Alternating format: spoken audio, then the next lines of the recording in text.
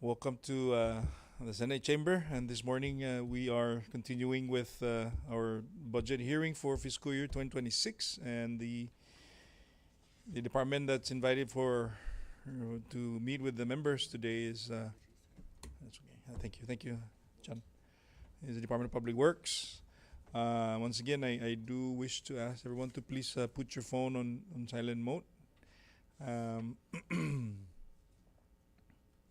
So I'm gonna go ahead and call this meeting to order. Yes, today is September 10, 2025 at about 9:34 a.m. here in the Senate chamber. And before I ask the clerk to call the roll, I wish to share the LB staff that are recognize the LB staff that are assisting us this morning. To my left is the legal counsel, Joe Bermudez, and right in front of me is legislative assistant Devin Macronas, and to his right is legislative assistant Jolene Dueñas Tagabuel, and to my right is Jonathan Diaz, is responsible with the coverage of today's meeting. And to his right is the Senate Sergeant at Arms, Benjamin Terlay.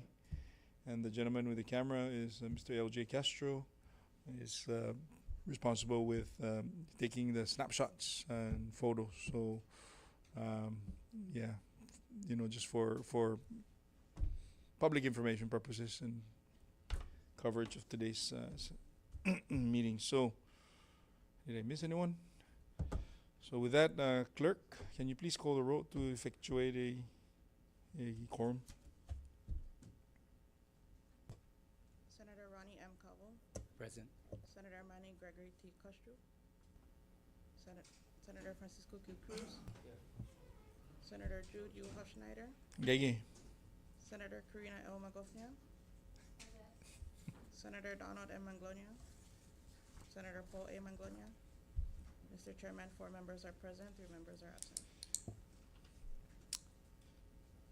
With 4 members present, we have the requisite number to establish a quorum to proceed with the meeting, and let the record reflect that Senators Paul Manglonia, Donald Manglonia, and Manny Castro will be joining us momentarily. So with that, at this time I entertain any member of the committee to offer a motion to adopt today's meeting agenda. Motion to adopt. Seconded. Motion for adoption was made by Senator Calvo, seconded by Vice President Magofnia. All those in favor for the motion to adopt today's meeting agenda, please say aye. All those opposed say nay. Motion carries. Today's agenda is hereby adopted. Item number 4, under public comment. This is the portion of the meeting today where we allow members of the general public to offer comments with regards to today's budget hearing and with regards to the Department of Public Works submittal.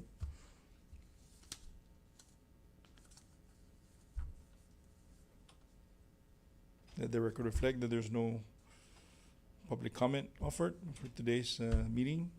Moving on to item 5, under invited testimonies.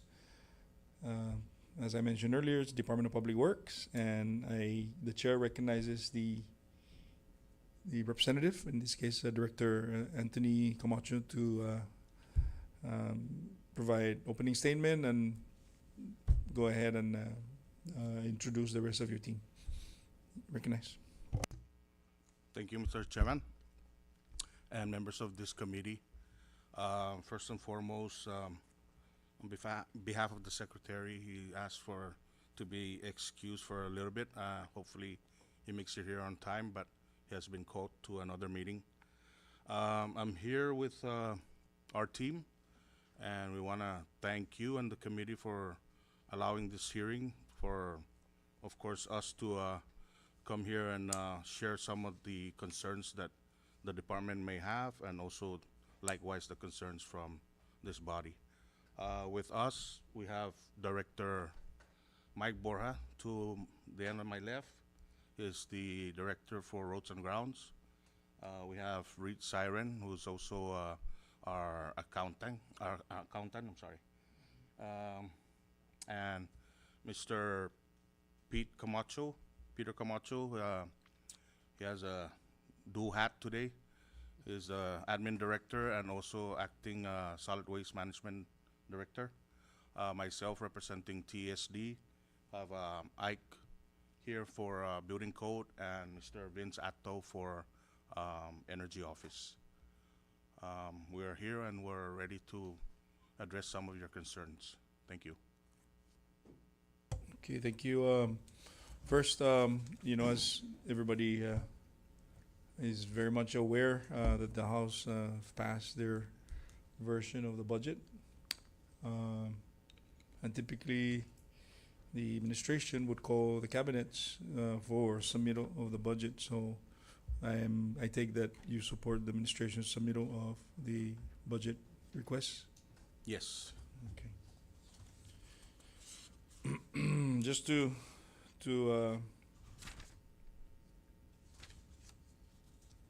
staying on topic, how many sections are we represented today and are here today?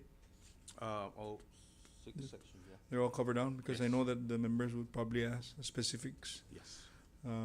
for that matter. And is there anything in particular that you wish to point out as far as the allocation itself, as the challenges that you are faced with the amount of operational funds that you have, general fund or special fund or federal fund for that matter? Sure. Of course, as usual, we need more bodies. We need FTEs. And in some cases, I remember before we were given FTEs, but were unfunded. And particularly for right-of-way, which is somewhat of a new adoption to our section with DPW, we only have 2 people in right-of-way, and with the law that's passed for us to oversee right-of-way, there's a lot of movement that would be happening with right-of-way, including the adoption of the regulations, but particularly we would need probably 5-6 people with funding to operate. Okay, what's the sorry? What's the meat or the primary function of ROW?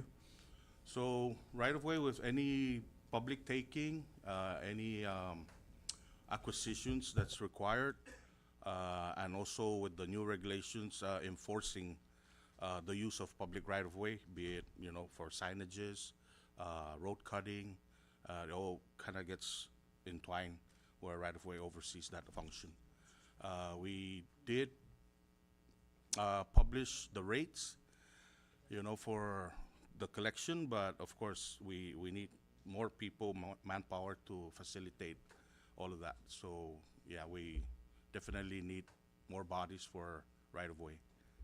Okay, so and I'm sure that we're gonna come back to this again because this is fairly new. So, are these relatable to like surveyors in need of surveying team?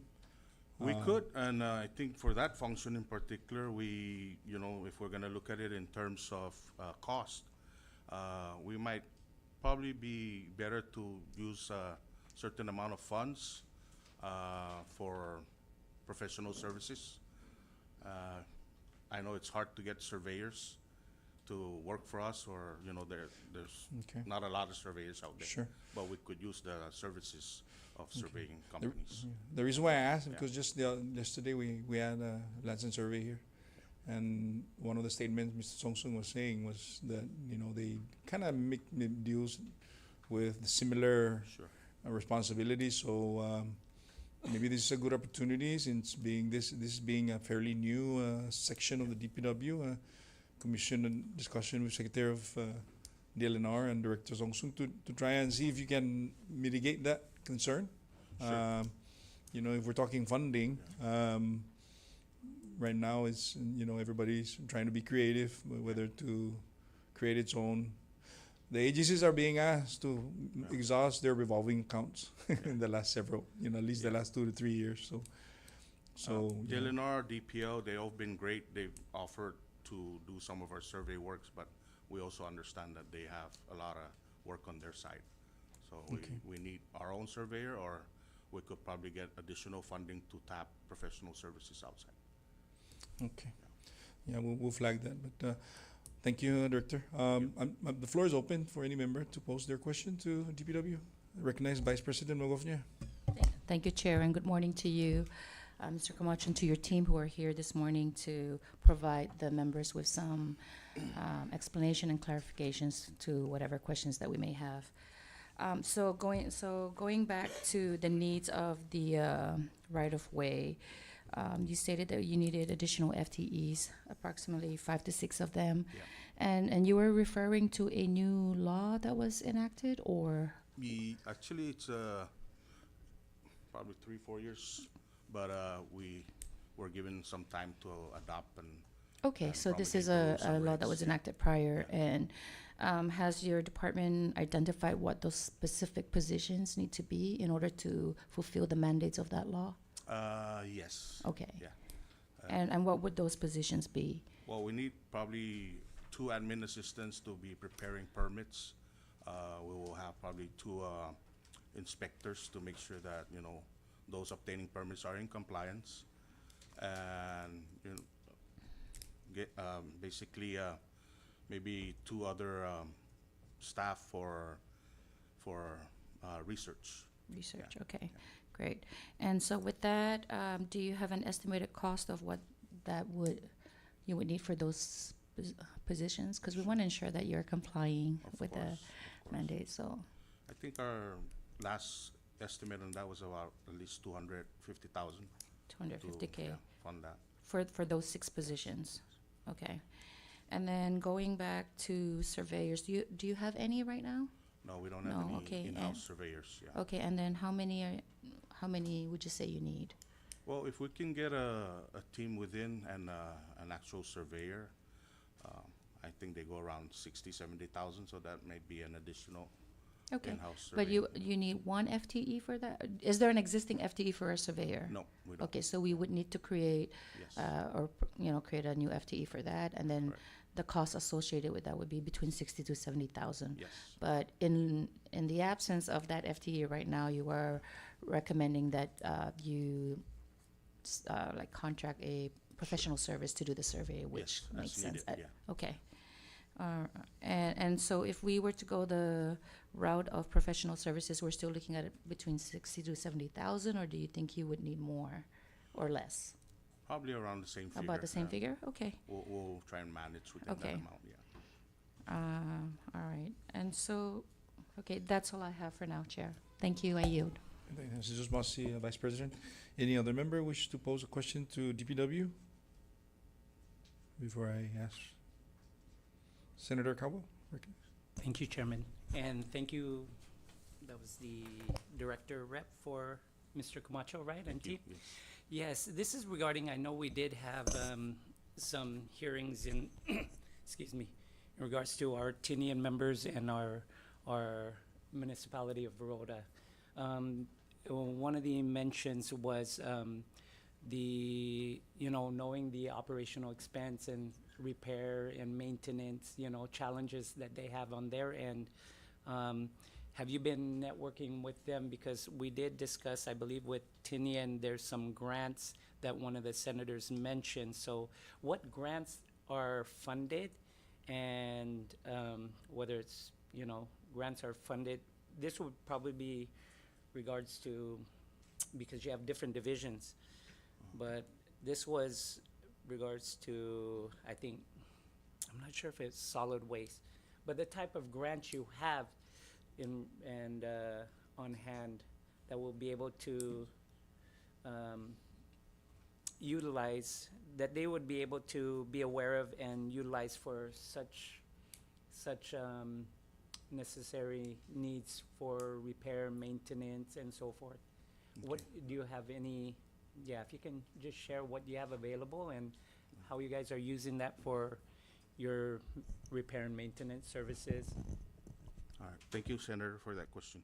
So in terms of grants, the only 2 sections that are probably funded within DPW is for the highways program, and probably also under energy office, which I know they have probably come out to Rhoda to distribute some of the grants that are, items that are allowed under those grants.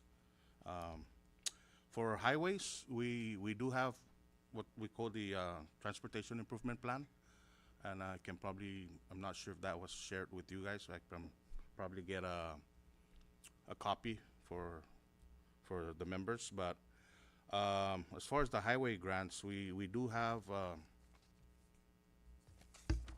I want to share this with you guys. This would basically itemize all the projects that are currently in place for Tinian, Saipan, and Rhoda.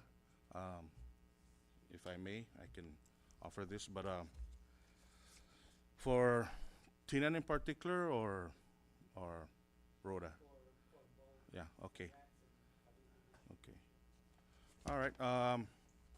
So for the Rhoda projects under the Federal Highway grant funding, we have the Route 10 hazard elimination, Phase 2, that is funded with the 3.9 million FHWA funding. And this, we are awaiting FHWA approval to authorize advertisement for construction bid. That's coming up on Phase 2 of Route 10. Also, we have the Route 103 A&E design project that has been completed, and this is Route 103 is the Doogie Road, if I'm not mistaken. This heads over to the Homestead area. But so the design is complete, and the estimated construction cost on this is about $15 million. I'm sure that's something that we need to work towards to find funding for. And then for Tinian, we have Route 205, Road and Drainage Improvement, which is also funded by FHWA, 2.5 million.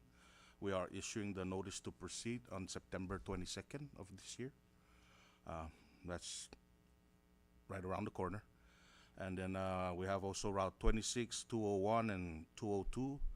That's road safety improvement. We have the project description. So far, we have about 500,000 in FHWA funds. DPW is working on our plan certification and estimate, specifications and estimate. So these are some of the projects that are coming up for both islands. Thank you for sharing that, Mr. Camacho. And I know we did mention, I know it was just that flash yellow warning sign. I know, Chairman, in Tinian, and we have it here in Saipan, but you mentioned that roundabout, that was something that they brought up in Tinian, if they can have some sort of, was that a crosswalk or some sort of, maybe you can share that. I think the conversation, sorry, Chair, but the conversation stemmed from the bottom of, if you guys are familiar, the bottom of Broadway. There's like it's growth spurt there of people congregating, whether pedestrians, cars, and there's a traffic circle, the roundabout. And the ask that I recommended to Joel, Director Joel, is to see if you can work with FHWA or Highway Safety to procure flashing lights, because those are highly congested area, and safety is always of primary concern with the highway. So that's what I was alluding to. Senator Calvo, you still have the floor. So. Okay, thank you, Chairman.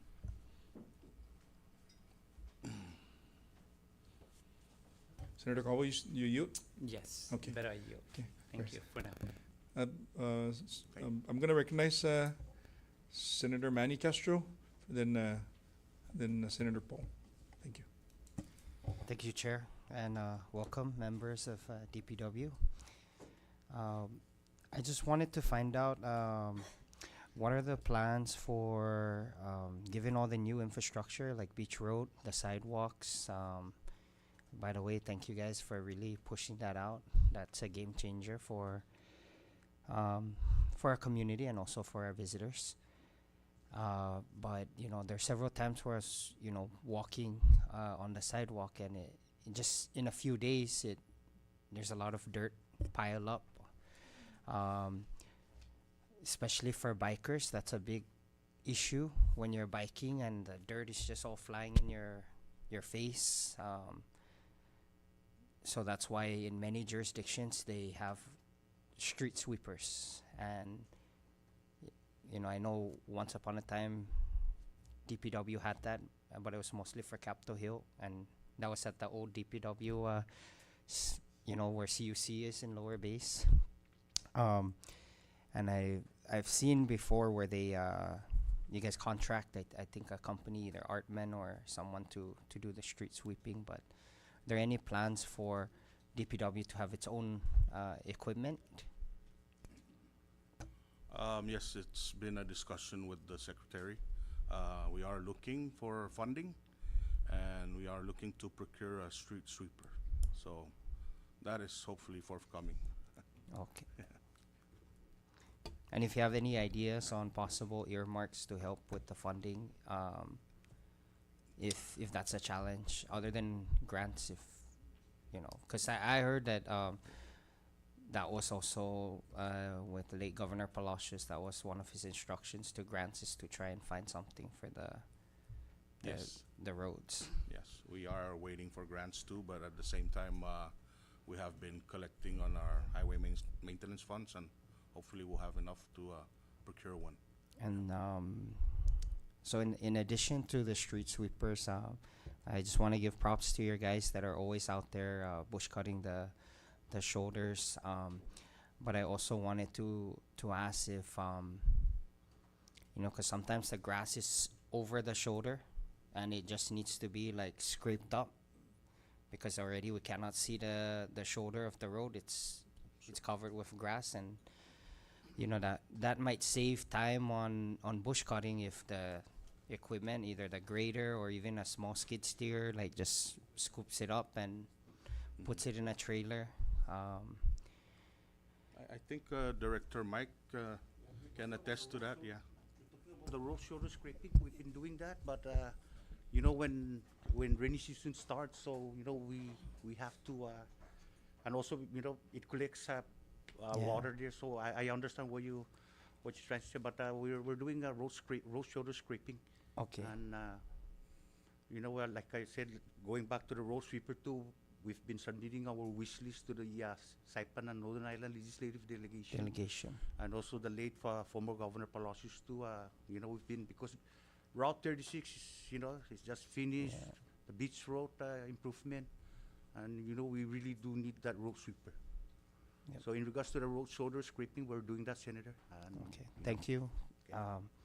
Just continue to, you know, just emphasize to our members, not just here in the Senate, but especially in the delegation, because, you know, like, I'm speaking to the choir, because you guys know this already. I'm just simply just sending a reminder, because, you know, each time I drive up Isa Drive, you see the grass is over the puddle, over the shoulder. Then when it rains, it creates a puddle, then it becomes a hazard for the motorists. You know, a lot of people here, they don't know about hydroplaning. When you drive over a puddle and then then they hit the rail. Then now we have a simple $10,000 scraping turns into a big bid. And I know a lot of that is also DUI stuff, and that's not your area. Maybe we need to earmark DUI funds to DPW, because I see the hard work you guys do. You fix something, and next weekend, boom, it's problem again. To our engineers, maybe we need to shift, but you guys are the experts. Instead of the metal road rails, we switch to concrete, like on Sadoktosi or Isa Drive, because you know, concrete is cheaper we can make that on island rather than import the steel. But I know there's a safety thing, like it's it's more cushion onto the metal than the concrete. But at the same time, we're thinking of the economy. The more things we can reduce in importing, you know, instead of importing metal, we ask Hawaiian Rock or one of our vendors to make those barricades. It brings that money back on island rather than. So again, GDP, imports versus exports. But yes, we do recognize everything that you guys are doing. It's a big component, you know, like even if we look at history, all the countries that were suffering economically, they invested in infrastructure. And, you know, that's a way. The sidewalks that was built, it can help to feed three birds with one stone. Encourage our people to walk more and exercise. At the same time, our tourists, they're used to walking. If you go to Korea, like the train station and the sidewalks are all over, so you don't even realize you're doing 30,000 steps in one visit to the store. So as we invest in our infrastructure and we shift our mindset, it also can help in other areas such as reducing costs for transportation, reducing costs for healthcare because more people are going to be walking, less dialysis. It all comes down to play, but just that project was a very big milestone both in the south and in the north. So I just want to say thank you. Especially for it to happen in the time it happened. It's a very short span. Also, you know, I know I'm representing the whole 3rd Senatorial District, but I'm just gonna follow up on Precinct 2. Our ask for the road that links Asperdido to Finasiso. This is in the Lafayette compound in Asperdido, Lafayette or Villa Gomez Benavente compound. I was informed that the money is there, but there's a hiccup somewhere, so I just needed to ask clarification on that. I think we have a right-of-way issue on that, if I'm not mistaken. Same. Yeah. All right. Well, at least I have the update. So need to talk to a different department now. I believe that's all I have. And again, thank you for your service. I know the recycling bill passed us, so it's still with the governor, and hopefully they can. I hope you guys don't have any issues because your secretary was also adamant about that. But if we're really looking at the bigger picture, less taxes, but more outcome in terms of getting less trash in the jungles and giving economic opportunity for people to make money from those advanced disposals. Thank you. Chair Yo. Thank you, Senator Castro. Great question. And now I recognize Senator Paul Manglona. Thank you, Chairman. Then thank you, Directors and Torusia Mangayigini, DPW. Appreciate. I know this is on the budget, but I just wanted to, or maybe let me just ask, do you have a right-of-way office or division at DPW? We have a right-of-way section. A right-of-way under technical services? Yes. Oh. So is that well-staffed, no Director Molika? You got the people in there? Or? Actually, we only have 2 people, and that's Noel and Tona Songo. Tona Songo. Yeah. Oh no, I bring that up only because looking at the big picture here, on Saipan, for example, Texas Road. I think I mentioned this a couple times to the department. That would be really good to look at Texas Road, the parallel road going north-south from the main intersection. They're going down the hill, no? Mm-hmm. So I know right-of-way issues are involved in there, and maybe for the long-term picture here, to give us an update on the possibility and what do you need to open that, and and maybe land exchange some of those properties. Unless it's not something that we should pursue. But I really think that, like for example, in the last year, right, under the construction, had that been open, that would have alleviated a lot of the traffic situation in Susupi. And I just think that, just like Senator Manny's following up on that other road, I think that's an extension of that road when you go further south. But that's a main intersection, and I think it will benefit, also lead to more economic development. Property values are going to go up. Commercial development will go up there. So just some kind of maybe an idea on the long-term picture for the Texas road.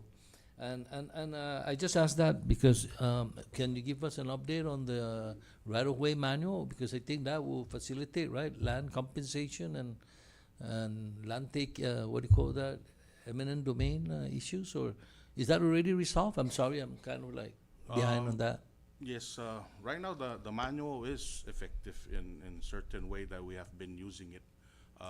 For example, Topocho Road. Topocho Road needed an offsite ponding basin. So within the purview of the manual, it allows us to acquire property for that purpose. So basically the manual is the impact of the development. If it requires us to take any kind of acquisition through that, it'll allow us to use federal funding. Oh, so you took that, you eminent domain that funding basin already? Yes, and also we have one in Walurai. But it's not really eminent domain. If the landowner is willing to make that deal, it's easier that way. Oh, Yeah. okay. Yeah. Okay, so it's available for also roadway taking, right? Land taking? We haven't exercised that yet, but if it's a taking for a new road, I can say that would probably be effective. But not for for existing road? Yeah, I mean, if it's an existing road and we have to go through a right-of-way certification, if that's an old acquisition under the state, I think it's the state's responsibility to acquire that. Even if it's a new project, new roadway resurfacing or major roadway reconstruction? Well, so in order for us to do a right-of-way certification, I think we have a process through, you wanna go ahead and explain a little bit?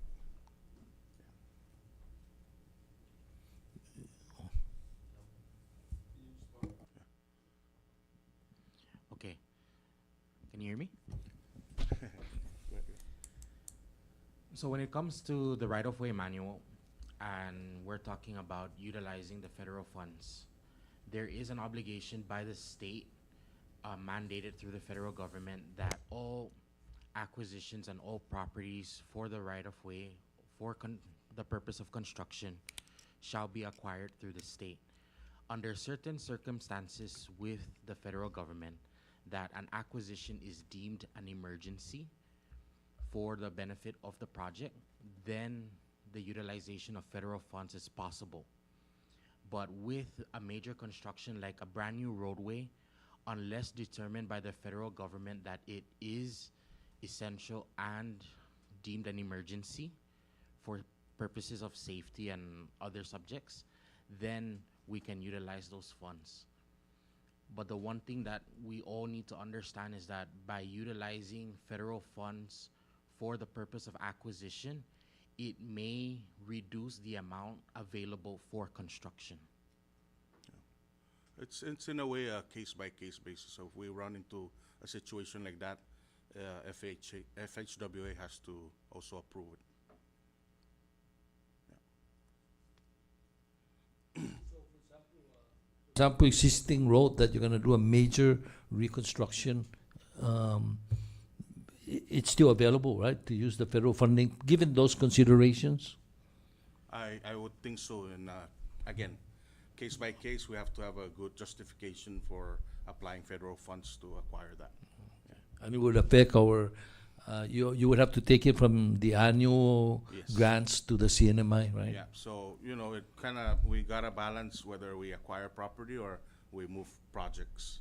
So I think one thing for sure is that FHWA don't want to, the program is more about construction and building roads, not acquiring properties. So But the vehicle is there, for example, if one day we have the money to pay for locally, using local funds, then we can use the manual to go to that and just use some federal, some local appropriation, right?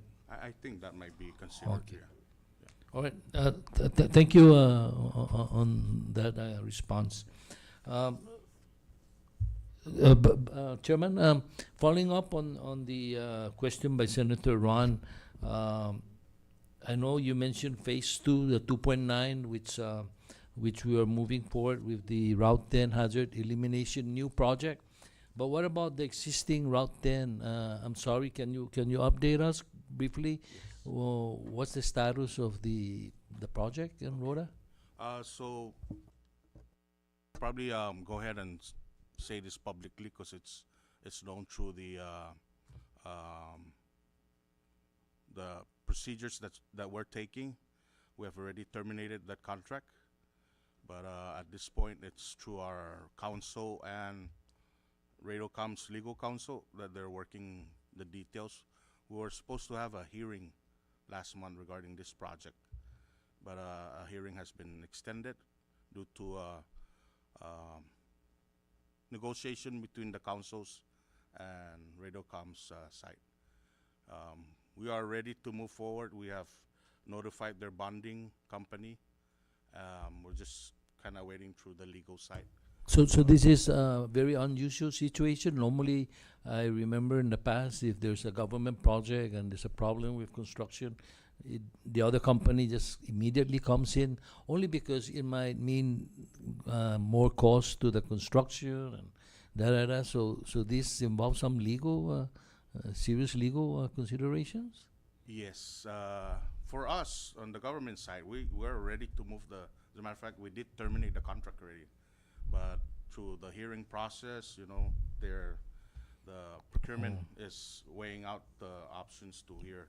Okay, so we can say that before the end of the year, we can see the project proceeding, or is that very hopeful, or what?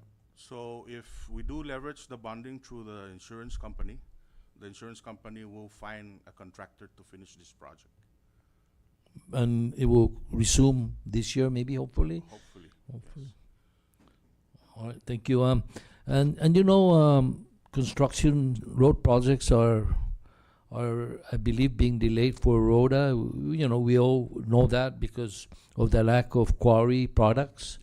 What's the situation with the rock quarry equipment that, speaking of grants, that we got a grant for a rock quarry on Rhoda.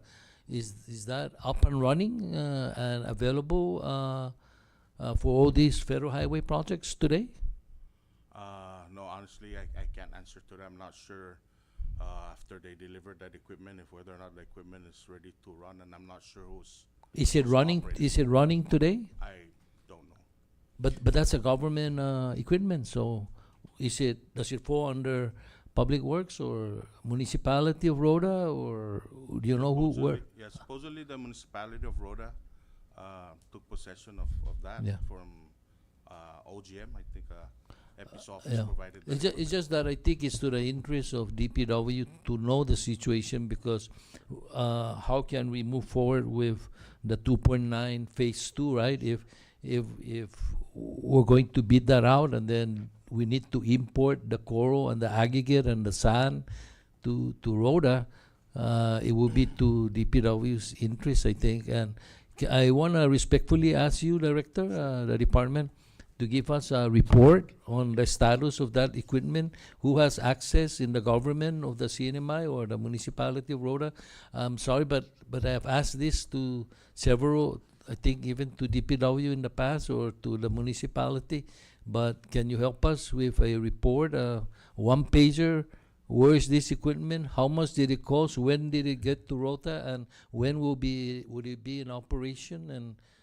And I guess we just want to know where, because we're appreciative of this grant money, but I think there's still no availability in Rhoda for if I want to buy an aggregate. So Sen- can you help us and do that? Thank you. If I may interject, Senator Poe and Director, you know, Secretary DPW, please join us. Maybe you have some can help Oh. with this. Sorry, Chairman. No, that's okay. But I do want to say though that that's, you know, fortunately OGM is not here this morning, but they were here the last several meetings. And this question that Senator Poe is calling is actually perfect office to answer is OGM. So I'm hoping that you know, they show up soon. Otherwise, you know, Director Camacho, sempre ako nung umupis si Senator Poe doon yan, inquiry. If I may touch on that a little bit, I know that the original intent was the Pali'i quarry was given to DPW, and then somehow DPL issued that to somebody else. So that machine is supposed to go to the quarry. We don't know. So please report to us on that. And I know that the chairman is correct, OGM, but we've communicated with OGM and they don't seem to know anything also. So can you, because it actually affects DPW more directly. So I think it's to your interest to know what's going on also there, because Mr. Chairman, past projects in Rhoda, they had to import. I mean, the estimate for the project has to include transporting the quarry product. And, you know, speaking of eating into the funding for Federal Highway, this increased maybe 50% the cost of construction. So I think it's significant. And I think that somebody has to be accountable, and we have to be transparent. Where did that money go? Was the equipment purchased, and where's it at, and why is it not in operation? So we appreciate your coordinating with OGM and giving us a report, Director. Appreciate it. Yes, we'll do that. Thank you. Finally, I have other questions, but I'm going to give up to the other members and I'll come back. But one final question is, and again, I raised this question to 3 or 4 departments or agencies over the last 2 years, 3 years, 4 years. The Swimming Hole Road is a very beautiful scenic road, and fishermen use that to go from Tatatsuk all the way to the north eastern end of Rhoda. And it's been closed for 6, 7, 8 years. Public Work is responsible for roadways, and MVA is responsible for beautifying our island, and the municipality of Rhoda wants to help the fishermen, and nobody seems to want to carry the football. I don't know who to get a response, but that road was closed more than 6, 7, 8 years ago, and it remains closed. And when tourists travel from the north end south, they find out that they're within 200 feet of the main road, but then they have to drive all the way back up again because, you know, the road is closed. And it's a really beautiful scenic road. And as I mentioned to the DFEMS the other day, if there's an emergency, fisherman or swimmer, you know, and medical emergency, there's no easy route to get in there. And so I asked you to work with DFEMS, because I asked them to look into this. How can we open that road? I brought this up to Department of Public Land. They have public land access there to divert the road easily, but we need surveyors, and we need a bulldozer and some people to just make a plan and open that up, even if we begin with just a Koro road. But to start that, I wish somebody in the government can make this their project and open that road up. I've been, my colleagues are tired of me hearing this, mentioning this in the meetings, but it's an important road. No, so that's all. Thank you, Mr. Chairman. This is Mosi, Senator Paul Manglonia. Chair recognizes Senator Cruz. Thank you, Chairman. And good morning, Secretary. Good morning. Director and your DPW team. Just want to ask a couple of questions in regards to Tinian, the second senatorial district. On solid waste, how much solid waste do we have for Tinian at present for solid waste funding? Good morning, everybody. Chairman and members of this August body, I do apologize for showing up late. I was called to a very urgent meeting over at the governor's office dealing with two critical issues confronting the Outer Cove Smiling Marina, and the other is the Garapan fishing base dock. But of course, my team here, the directors, I hope they have answered all your questions. They are the backbone of this department, and I do have full faith in their ability to carry forward with DPW's mission and with the budget that has been allocated to us in the past, and also being presented forward for your consideration. We're very flexible. We do try to work within our means. Of course, we can do bigger and better, but we don't want to be too much of a burden, because we do understand the economic situation we are in.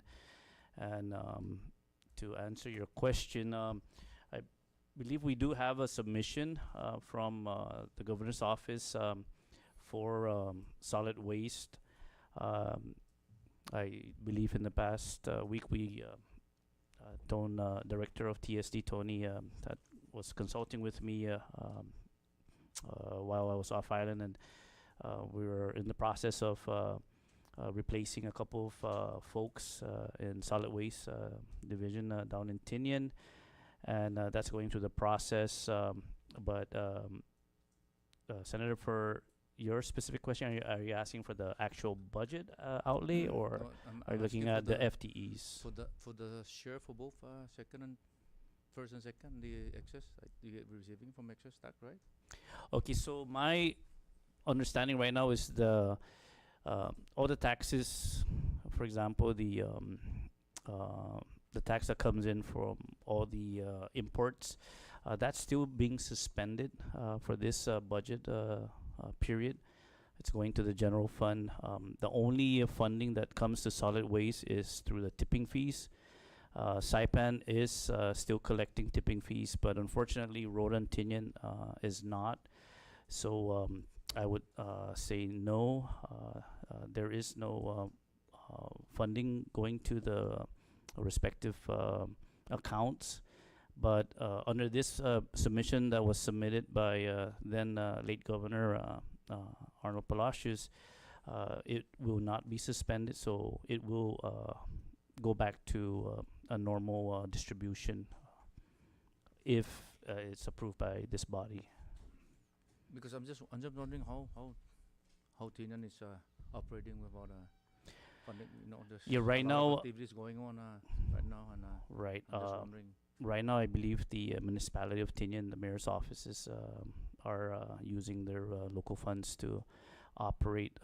In terms of operations for salaries, it's still being carried by my department. Yeah, I understand now.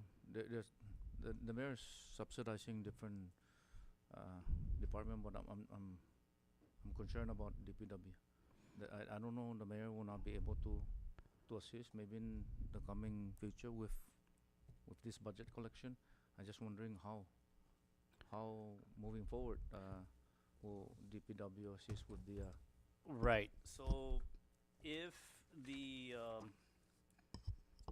allocation that we would receive through I apologize, Sure, Chair. Senator Cruz, Secretary. Perhaps maybe you can queue us up with what's happening right now in FY 2025. How are we paying these people, and what funding source? Or because if I understand it correctly, we did not suspend this. We did suspend in the current fiscal year. So how are we managing basically? maybe Secretary can come back later, and I will just raise the other question, and maybe perhaps That's fine. if can be able to give me that feedback later on. Sure. Okay, the other one in regards to Public Law 20-42. That's for the I think that's roadway a right of way fees, no? I have it here. There's a mission from the from the administration, OMB. It's 149 budgeted, 149,201. Nothing's been spent. Is this how this one is going to be spent? In mentioning here, Marpo Heights, Tinian Marpo Heights. Is this for the road? Because I know that the IRT are helping the municipality to To military pave, the right, IRT Marple project. Heights. So I just wanna understand what is this where is this going to be spent?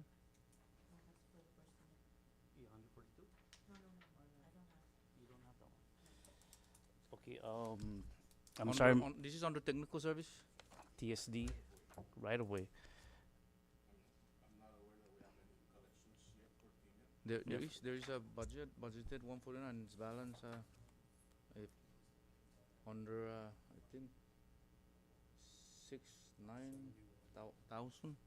Do you have the account number, Senator? 7184. Yeah, 7184E. See, You're looking under special fund? revolving. Yes. The special fund, yeah. 20. Okay, 1 second, please. 2052. I heard the guy mention about this is not federally. There's no restriction on this fund, right? I'm just trying to see how maybe we can Solid waste site can plan. use this to Okay, so okay, I see what you're talking about. Public law 20-42 Tinian Marple Heights, count 7184E, shows a budget of 149,201, and no, it has not been expended. So, so is there any because if there's no restriction on this, can we Ap- do something about it with what I mentioned earlier? If in case they is suspended the excess tax share for Tinian and Rhoda, maybe perhaps this one Yeah, can be right. So utilized by the DPW operation if there's any. okay, I will look into the details of Public Law 2042, and we'll verify with the Department of Finance if the funding is still available, and based on how the law is written on how it is to be expended, I would definitely meet up with the delegation so we can sit down and formulate how you would like for us to expend it. Yes, Because I'm looking at the Broadway Road, that's a primary road going up to the airport, correct. and I know that's the IRT is the one who, and I see that a going under bomb is very, for the people of Tinian, they understand already the road.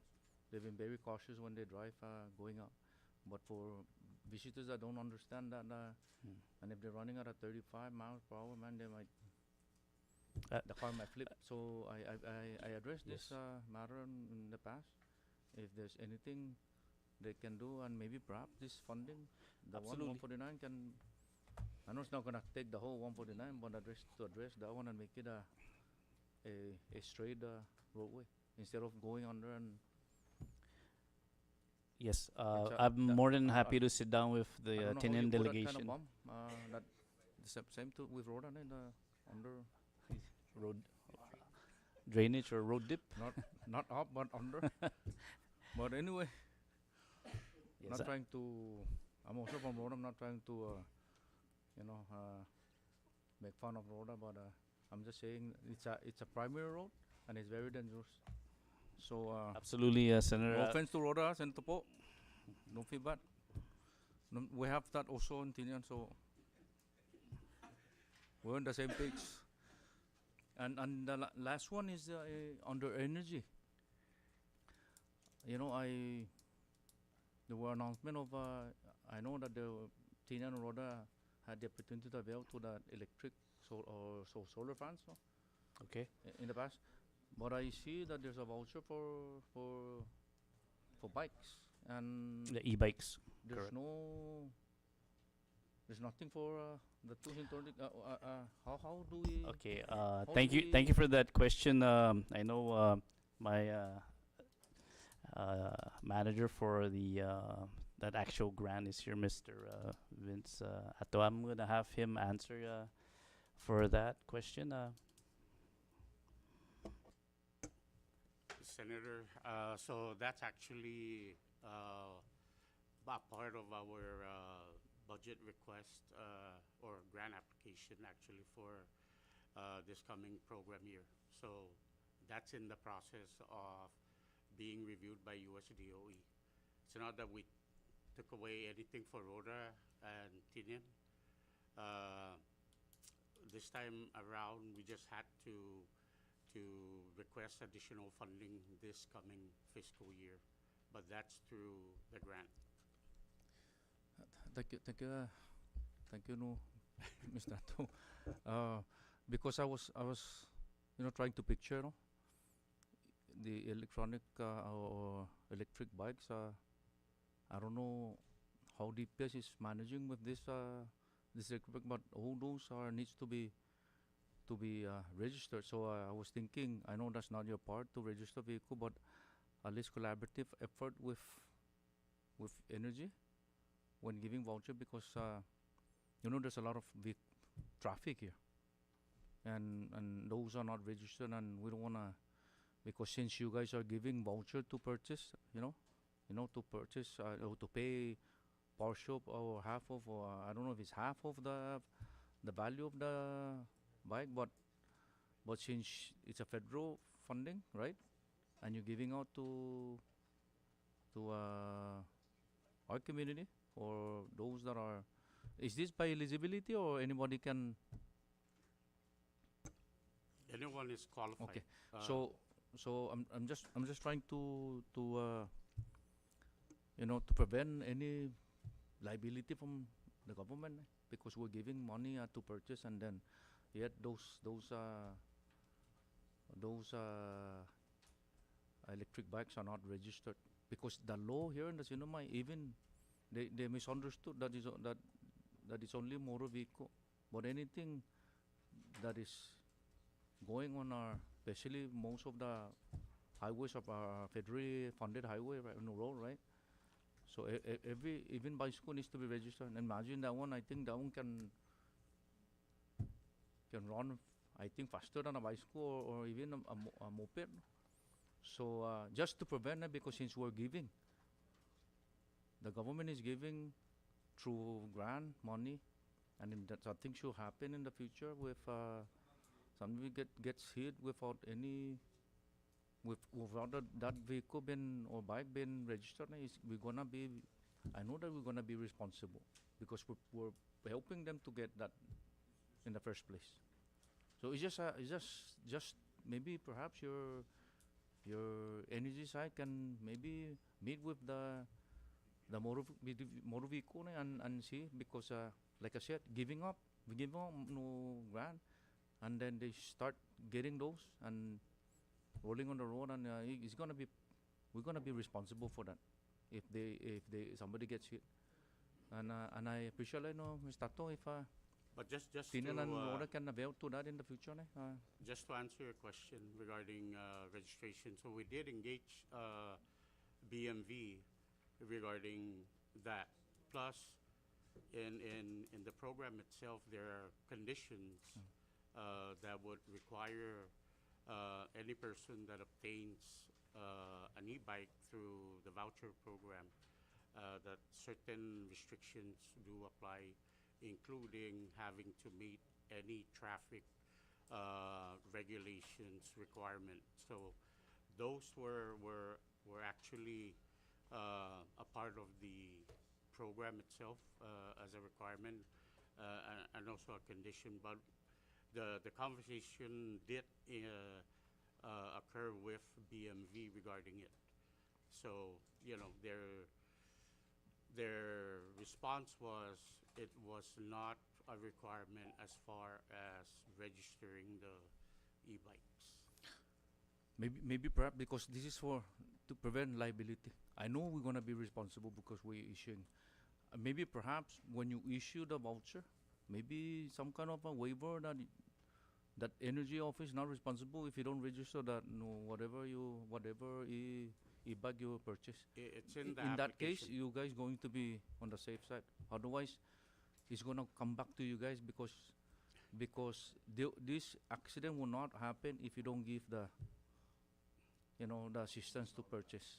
So I'm just giving a safety tip not to prevent from any because if you guys get sued, you're gonna come back to us and find funding for lawsuit. So we just try to work together and see how we can, So, Mr. Chairman, I you for now, and because I have a couple, ask later. Thank you. Thank you, Senator Cruz. Thank you, Director and Director Ato. Before I recognize the members for the first time, again, just for the viewing public, today is the budget hearing for FY 2026 for DPW CNMI. So, just for clarification, Secretary, on the solid waste, I'm gonna go ahead and preempt the discussion, but I don't need the particular answer right now.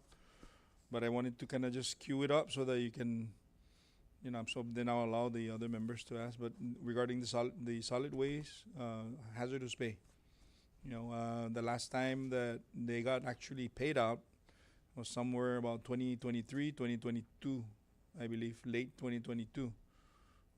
It's a pretty substantial amount of documents that, or in RFPA or NORPA, no? What do you call that? The requests. And, since then to date, I haven't heard any updates. So I'm going to just refrain from further discussing that because I know it's going to take a little more time as other members have some questions with regards to other sections of DPW. So, Senator Donald Florier, recognize.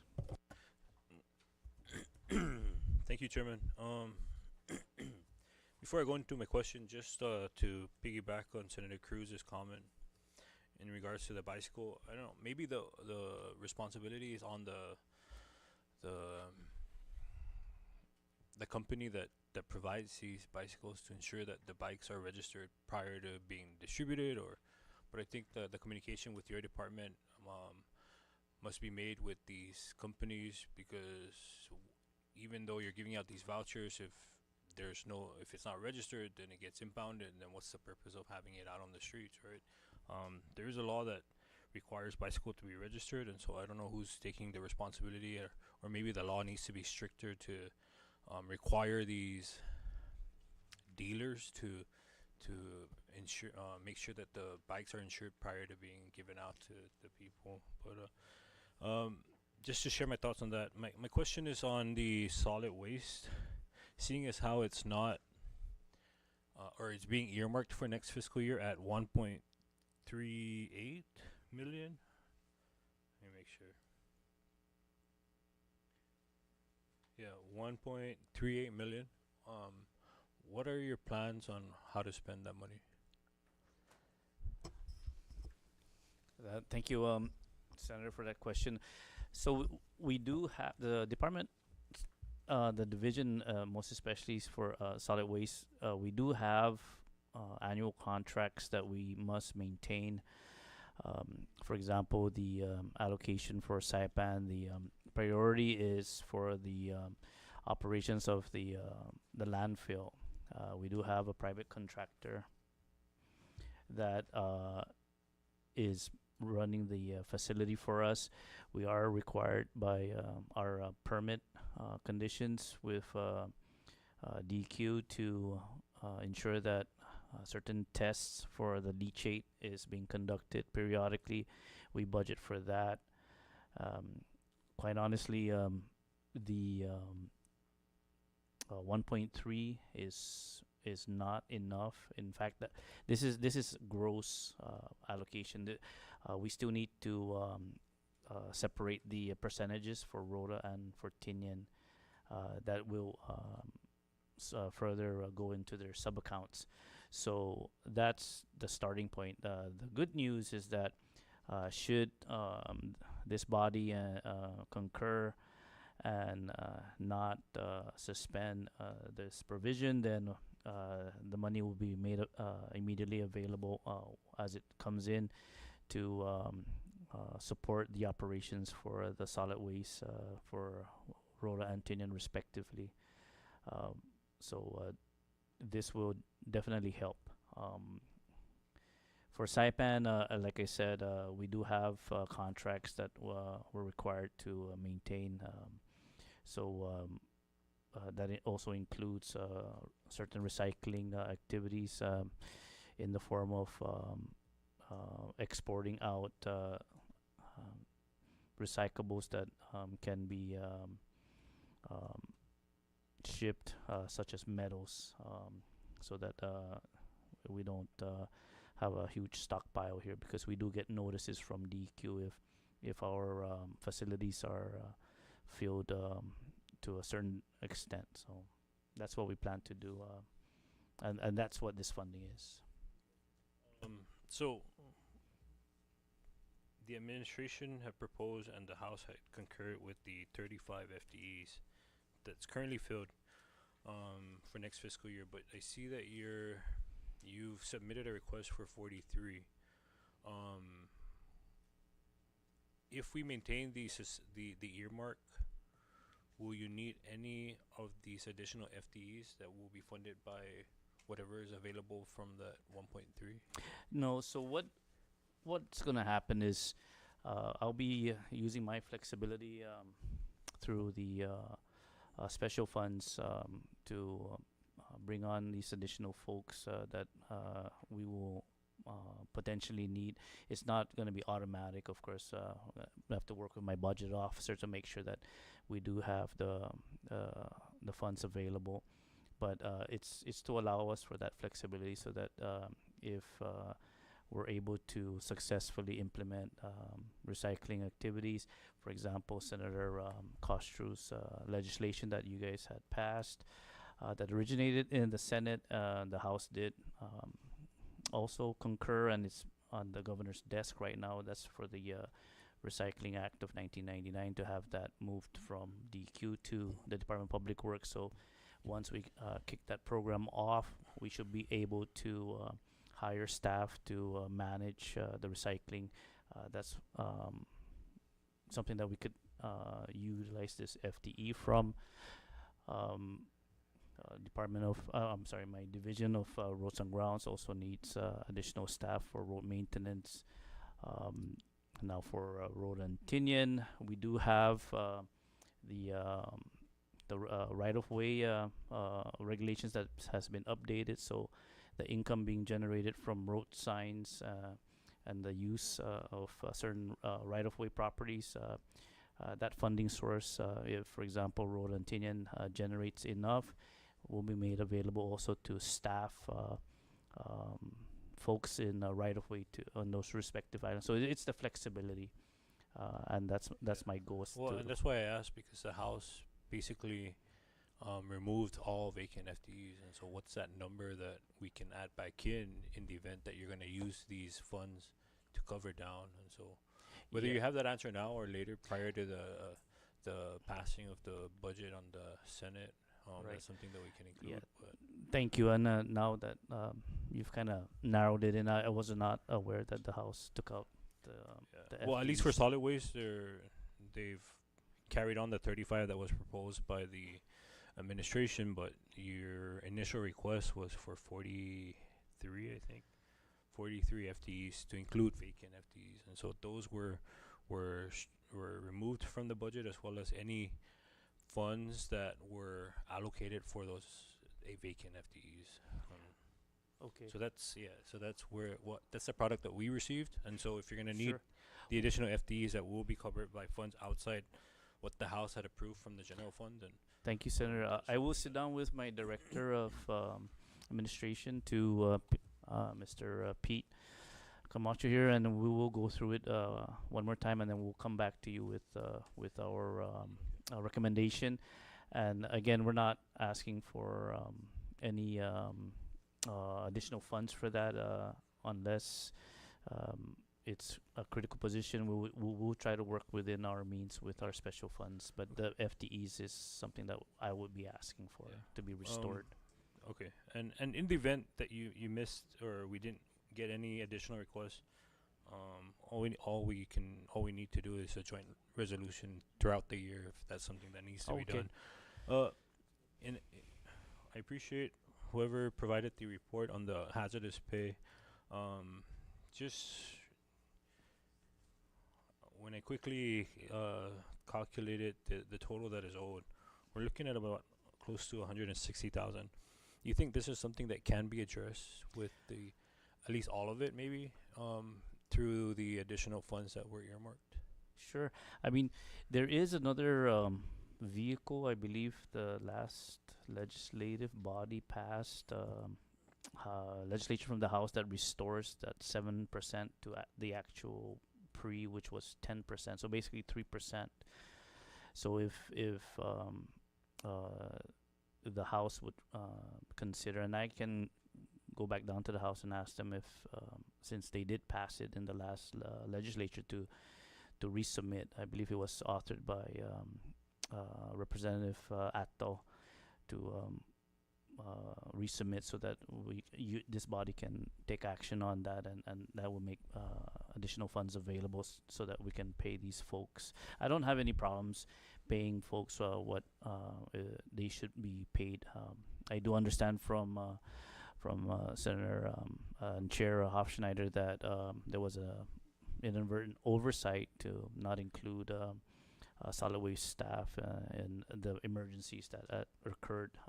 We did have a good discussion, and we did surmise that when there is an emergency such as COVID or a typhoon, and the solid waste operations opens up to receive typhoon debris, for example, COVID materials, right?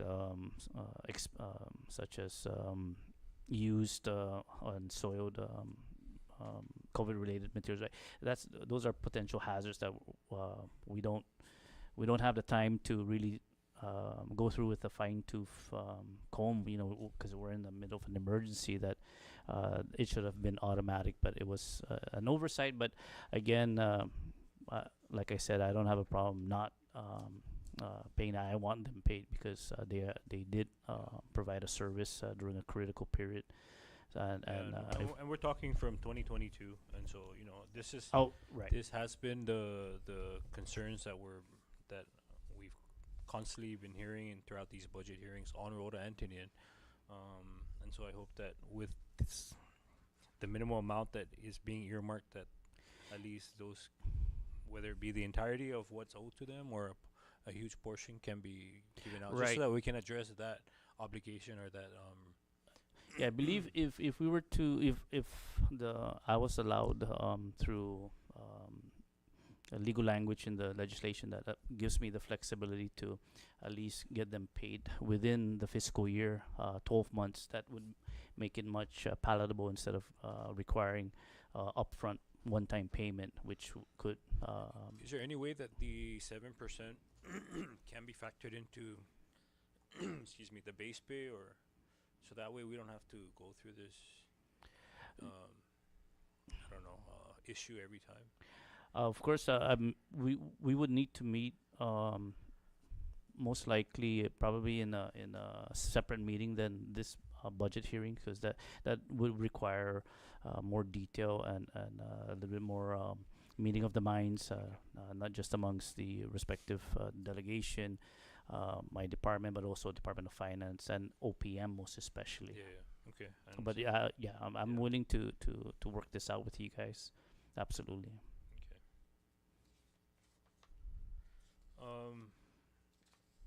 Thank you, Secretary. That is all I have for now, Chair. I'll yield. Thank you, Flor Leader Maglonia. So I'm flagging that discussion on the 7% to 10%. I believe it's in motion. I stand corrected, but we'll check on it. It's important that we restore back the original 10% intent when this bill was created. This law was created. And because we evolve from the enabling statutes time to today, there's a lot of substantive changes in the requirements with with the federal government and perhaps the kind of debris that we're dealing with. So all the more important that we need to revisit. So staying with the solid waste hazardous pay, Secretary, I'm aware that there are some elements, and that's why OPM is involved, and possibly another agency that can categorically approve or how do you say this, designate that it is a hazardous environment. So we'll take on that, and I think it's important that we don't put this discussion to rest any longer. I'm a proponent that even if, and to your point earlier, yes, we do appreciate the first line of defense when they go respond to, but we're forgetting that there's, I consider the solid waste folks they're part of the first responders, but in the down the chain as far as the debris that they're handling. Case in point, COVID debris. We don't know what's in there, and our boys or men have to resort to attending to those at the facility. Yes, of course, Chairman. So those are the elements of discussion to your point earlier.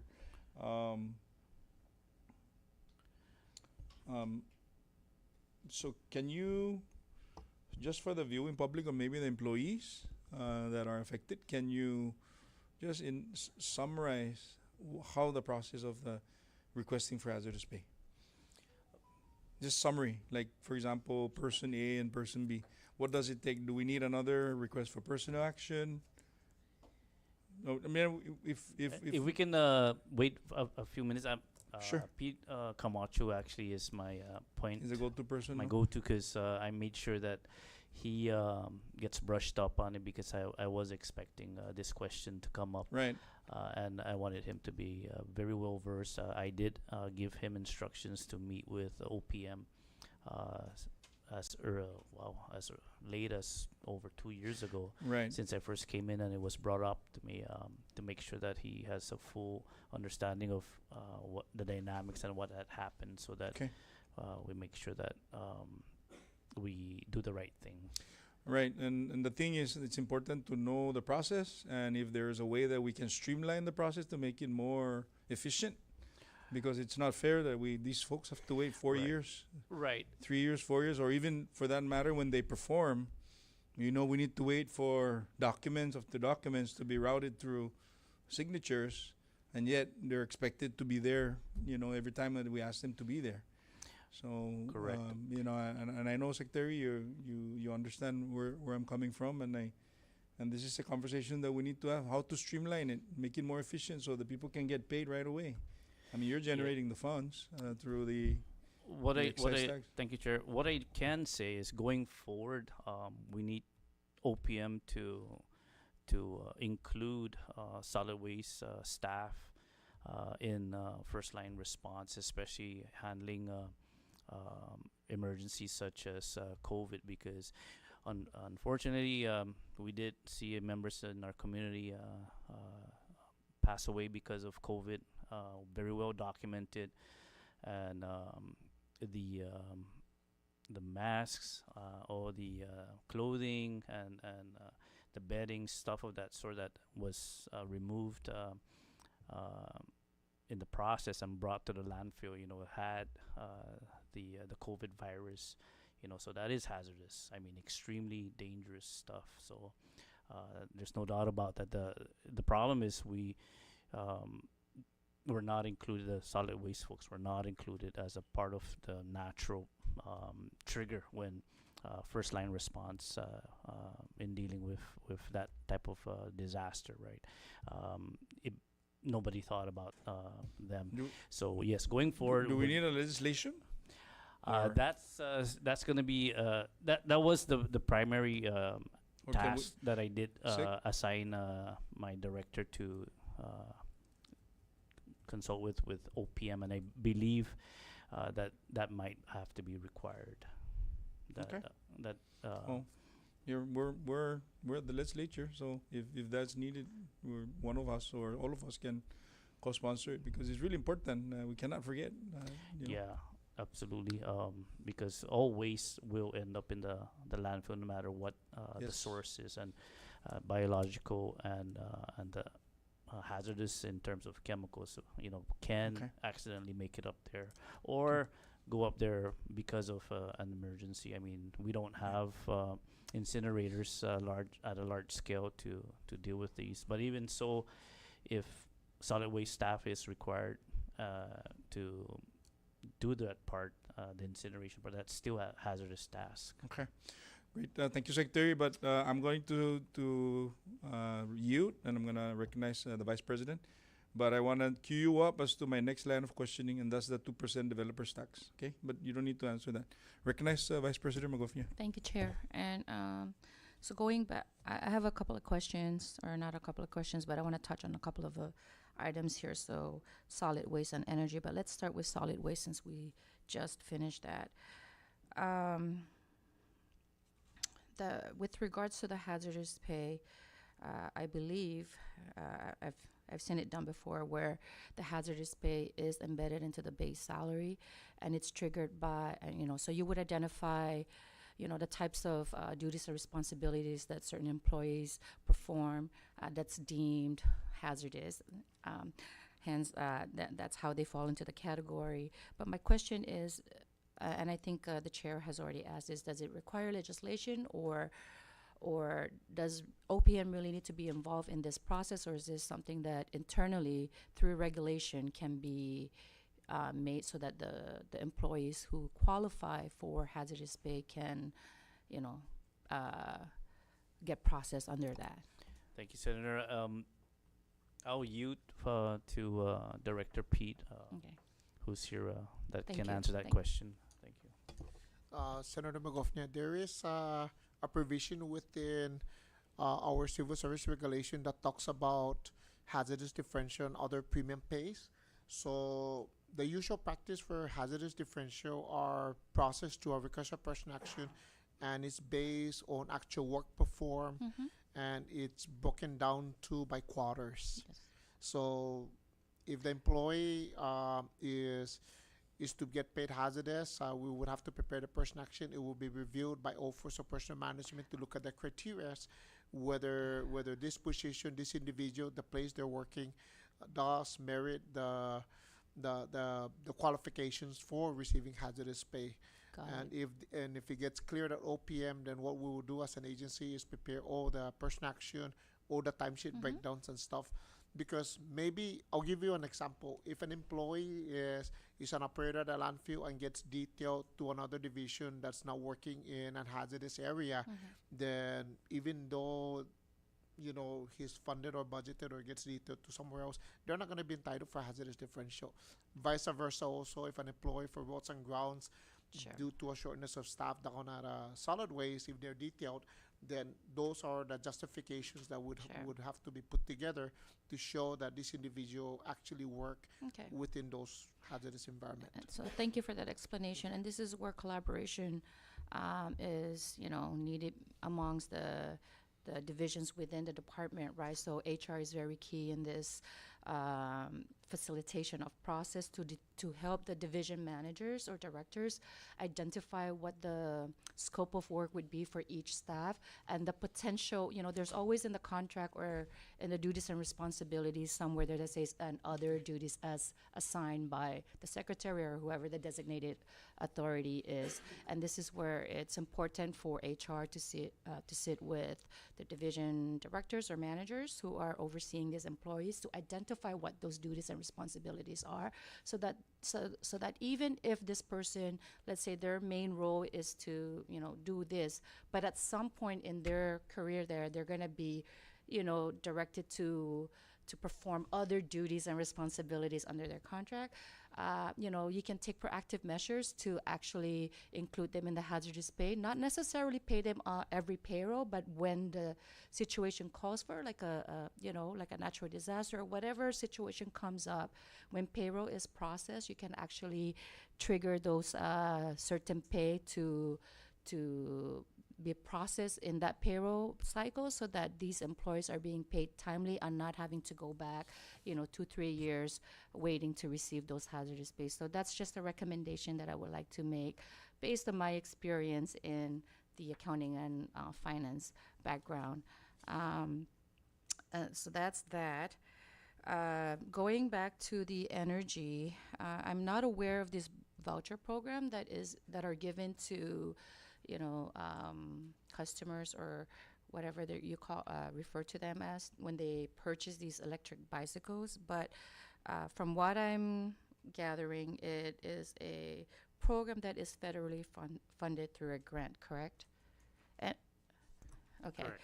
And how much in grant did we receive for this program? So this was not originally in the plan that was, or application that was submitted.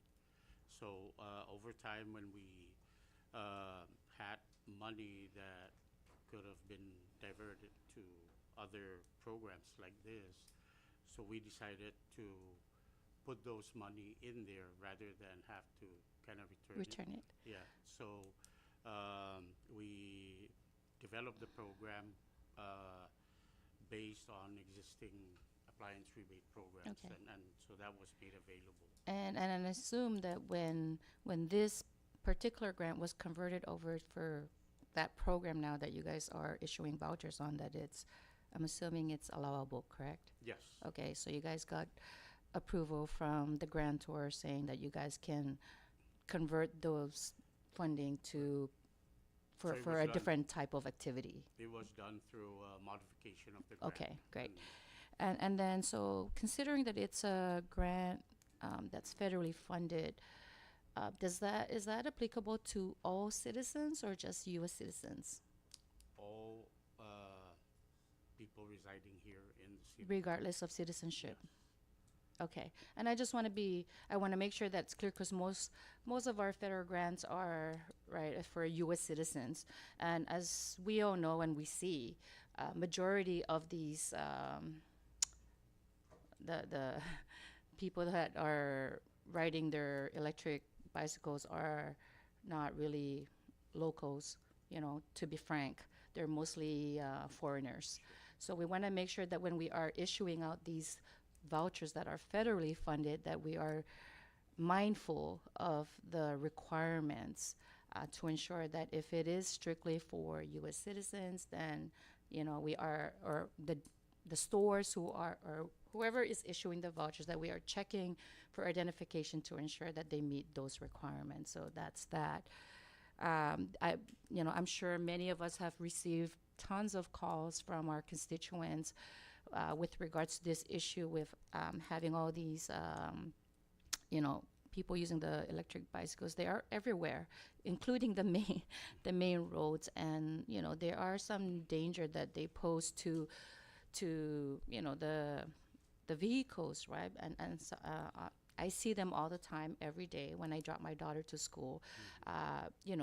They just have no concept of safety, and we try to be responsible drivers, right, and ensure that we don't hit them, because at the end of the day we will be responsible for that accident. But there also needs to be some form of protection for the drivers, right? And so as Senator Donald mentioned, there is a law on the registration of bicycles. Maybe we need to look closer into that and see who the enforcement agency needs to be. I'm assuming it's DPS, but we really need to start holding, certain agencies accountable for enforcement to avoid, a lot of these issues that are rising now. And anyway, that is revenue generating, so why would they not be enforcing it, right? And so that's what I just wanted to touch base on those two areas, and I know that we haven't really dive into the actual budget itself, so I'll yield to the chairman to kind of take the lead on that discussion, but I will ask my questions when we get into that. So thank you, Chair. I yield. Mrs. Masi, Vice President.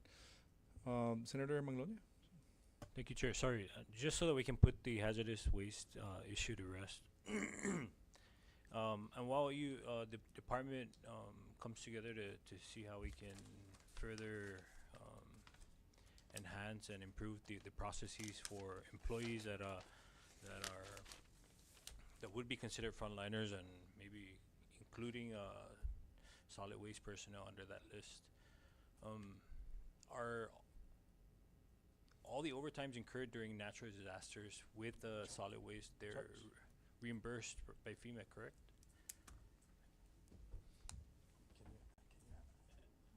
Okay, Senator, that question is a little bit tricky because the trigger, of course, when there is a disaster, is the governor would declare a state of emergency, and he will muster all available resources. Of course, the Office of Homeland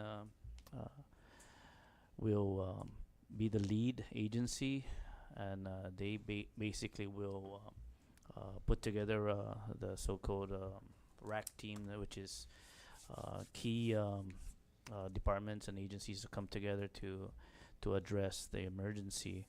And the issue there is that they have the authority to decide who is and who is not to be called up. So it in this situation, in the past, there was a I don't want to blame any particular office or anything, but I guess it was an afterthought. Nobody thought that solid waste staff, those manning the facilities on Rorotin and Saipan would be part of that, especially in debris management, because we do have segregation of green waste sites, white goods, and then all others, right? So this is gonna require additional discussion with most especially OPM, because in the past I did come across some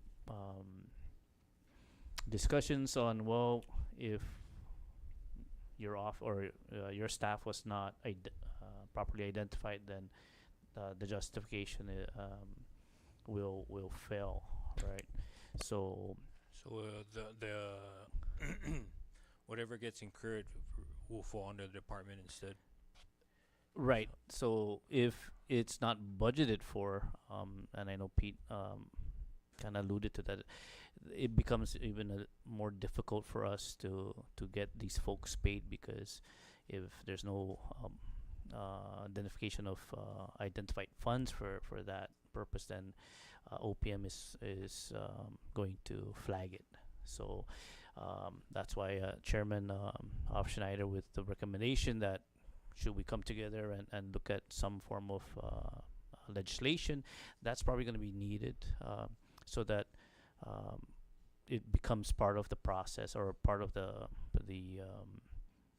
procedures, right? So if there's a disaster declaration and it involves solid waste, then that gets queued up, so it's automatic. And then, like what Director Camacho was saying, he'll go through the process of ensuring that only those folks that work in those facilities, the dump sites, will be properly compensated through the records, and those that get temporarily assigned will get it. Those that are not, let's say they go somewhere else, will not, so that it's not automatic, Okay. because that's the biggest concern. Yeah. So in the event a natural disaster occurs, then and if the chair or whichever of the members decides to do legislation to protect that, this would not just be solid waste, right? It will be roads and grounds if they're the ones doing the clearing, right. or Right. Or for that matter, if I request additional support from other departments to temporarily assign folks to solid waste through an MOU with the concurrence of Homeland, then they should also qualify. But see, that's a program. That's something that I need to sit down with Homeland and OPM to make sure that we're all on the same page, so that when the dust settles, those that work in these hazardous environments get compensated. And that's the bottom line. Is at the end of the day, how do we get them paid? So imagine even just with the staff within the department, it's so difficult for me to sign off because I'm being told by OPM that hold on, we have a problem here. Yeah, I mean that's good information, right? So it's something that could possibly be done by legislation, and then that could also save the government money in terms of getting it reimbursed by FEMA, to include any hazardous performance that was done during the period of the natural disaster or recovery thereof. Right. Now, Homeland does have a manual. We fall under a classification of ESF 3, and those under that is reimbursable by FEMA. That's a emergency support function. So FEMA does have a structured implementation of addressing emergencies, and through the ESF, the state will pattern that. So anyone that's in a authorized ESF position will be compensated, or will be the state will be reimbursed. The problem is that additional pay, which is the hazardous. That's the tricky part. All right. Thank you. That's good. A lot of good information. Before I close on my part, I just want to thank your department secretary. A lot of the bills that we've seen coming from the House or even from the Senate seems to be coming from your office, and so that's some of the things that we encourage agencies to come forward with, is to help us draft legislation that would help allow the agencies to better operate. And so I appreciate all your assistance with that, as well as keeping the ROTA delegation informed of any progress that is being done on ROTA. And so with that, Chair, I yield. Mr. Masi, Floor Leader Manglonia. Before I recognize the next member, Secretary, can you, we've always discussed this, one of the drop downs and the potential revenue source for the budget is developer's tax. And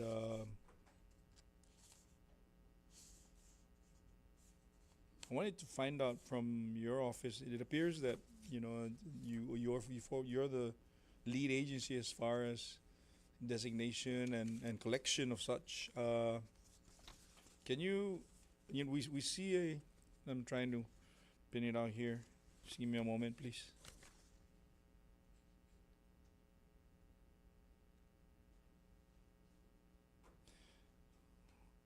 Well, anyhow, it's a lot less than what we see on the footprints of.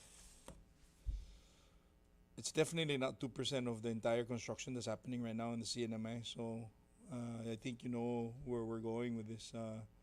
What are the steps that have been taken so far from your office to engage with the contractors, so to speak, with regards to the potential revenue stream that we can be getting from all these developments that are happening here in the CNMI, particularly the island of Tinian? Thank you, Chair, for that question. To put it, just to clear the misconception here, over the past years, there's been misunderstanding in how the developer tax is assessed and then collected, or in some cases waived. And I came across a couple of examples where, this is going back to the prior administration, where a developer comes to the department, to a building code, puts in an application, and then writes a letter to the Secretary of DPW, my predecessor, and says, hey, we're going to construct this structure. We're going to additionally install some infrastructure to that structure. For example, apartment complex, and the value of that infrastructure. Let's see, the road to go from the main road to the facility has a value X amount, and then they ask for it to be waived, and then the my predecessor would hand it off to the engineer in charge for the assessment, and then eventually come back and say, okay, I'm going to waive it to you. I did a deep dive into the regulations, the code, the law itself, and that actually is not the proper way to do it. The Department of Public Works, under the Developer Infrastructure Tax law that was created and the regulations that was promulgated, is actually not the Department of Public Works. The regulation falls squarely under the Department of Finance. So what the department is required to do under the law is, we are the assessing body. It's our division that will assess based on the contractor's submission, the builder's submission of the structure. The structure's $1 million. Okay, I'm going to assess you the fees for the department for building code, the assessments.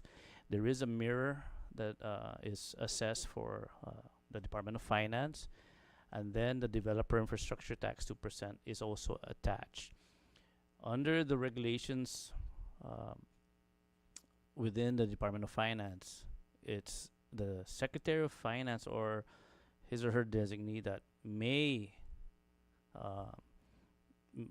adjust and say, okay, we can, based on the department's recommendation, we can only recommend.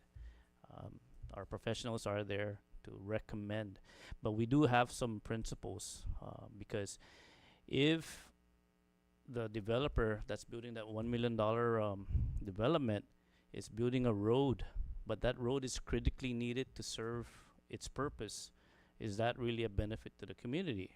Well, it depends. If it's 10 or 20 units, well, it's only to you. But if there are, let's say, homes along the way, right, that are going to benefit, there are properties that may tap into the utilities that you're going to develop. Now that changes the dynamics, where we can recommend to the secretary that yes, there is a public benefit, because you're adding these infrastructure. If you're going they're going to build a well, for example, to service its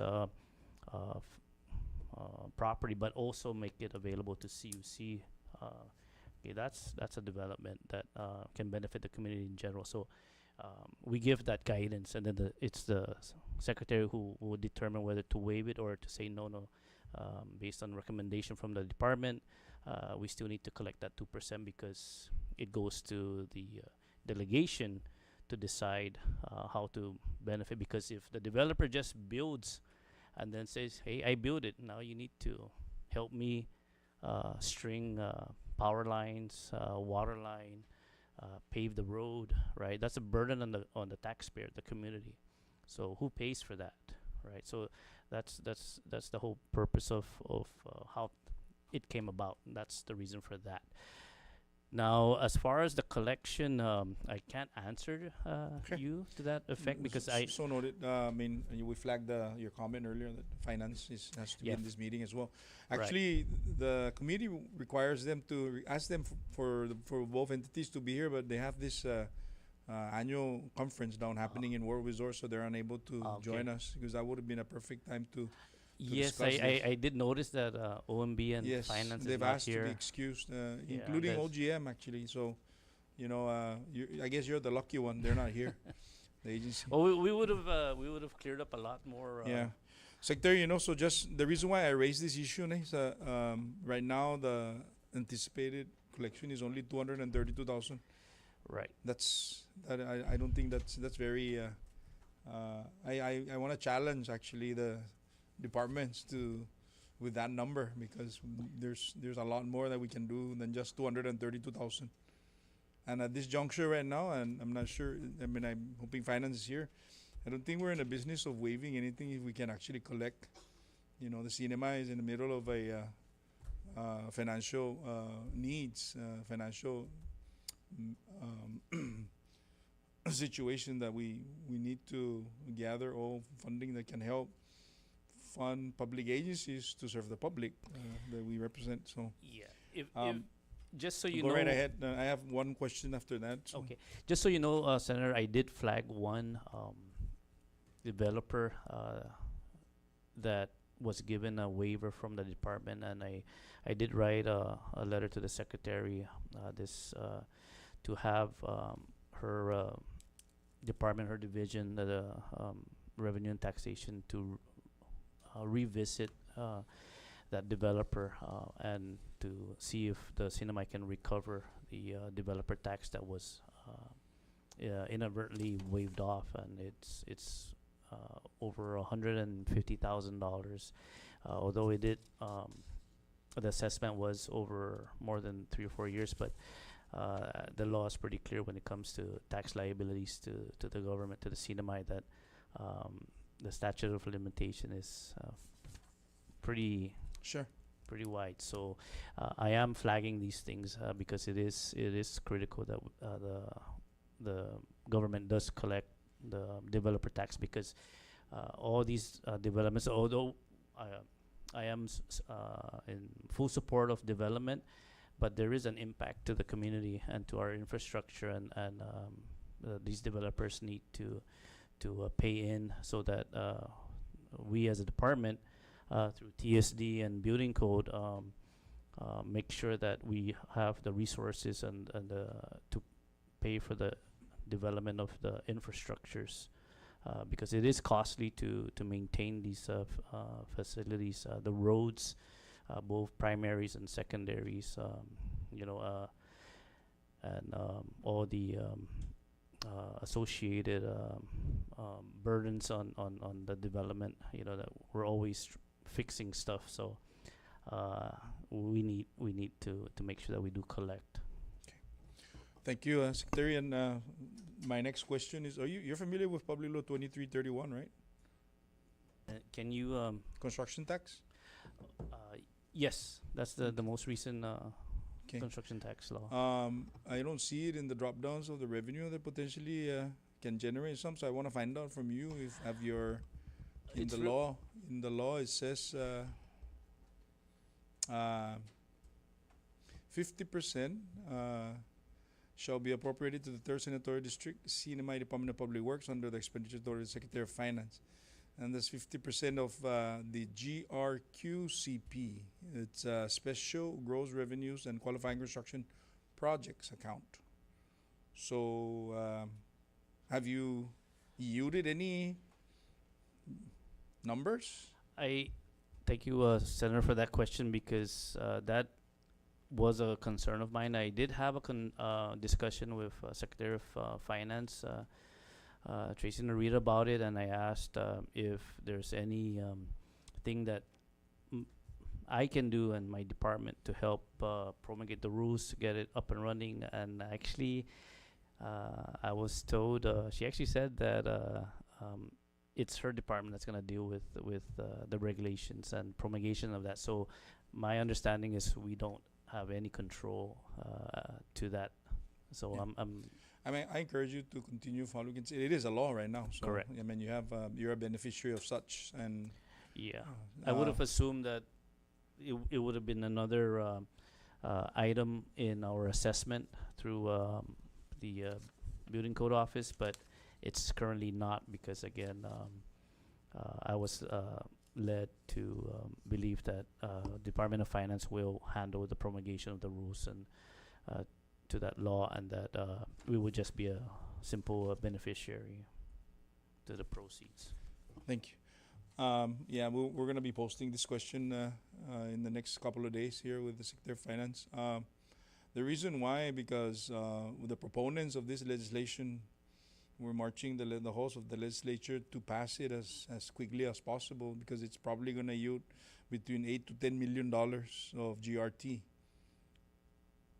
So I'm anxious to see the revenues yielded from that in this particular exercise.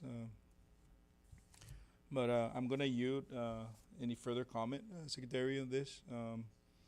But I'm going to recognize any, or Senator Castro, did you want to go ahead, Senator? This question is more for the Energy Division. I just wanted to find out. I know that there were a lot of programs that we were talking about, but just to get a picture, because actually in the structure, like if you look at the federal structure, it's actually the Department of Energy that's bigger than the Department of Public Works. So there should be a lot of money in the Division of Energy. So just wanted to find out some ballpark figures, like how much in grant funding or available resources does the Division of Energy have as of today from grants? So, my understanding, and then, so some of the grants that have supposedly been awarded, not necessarily allocated, for us to be able to utilize,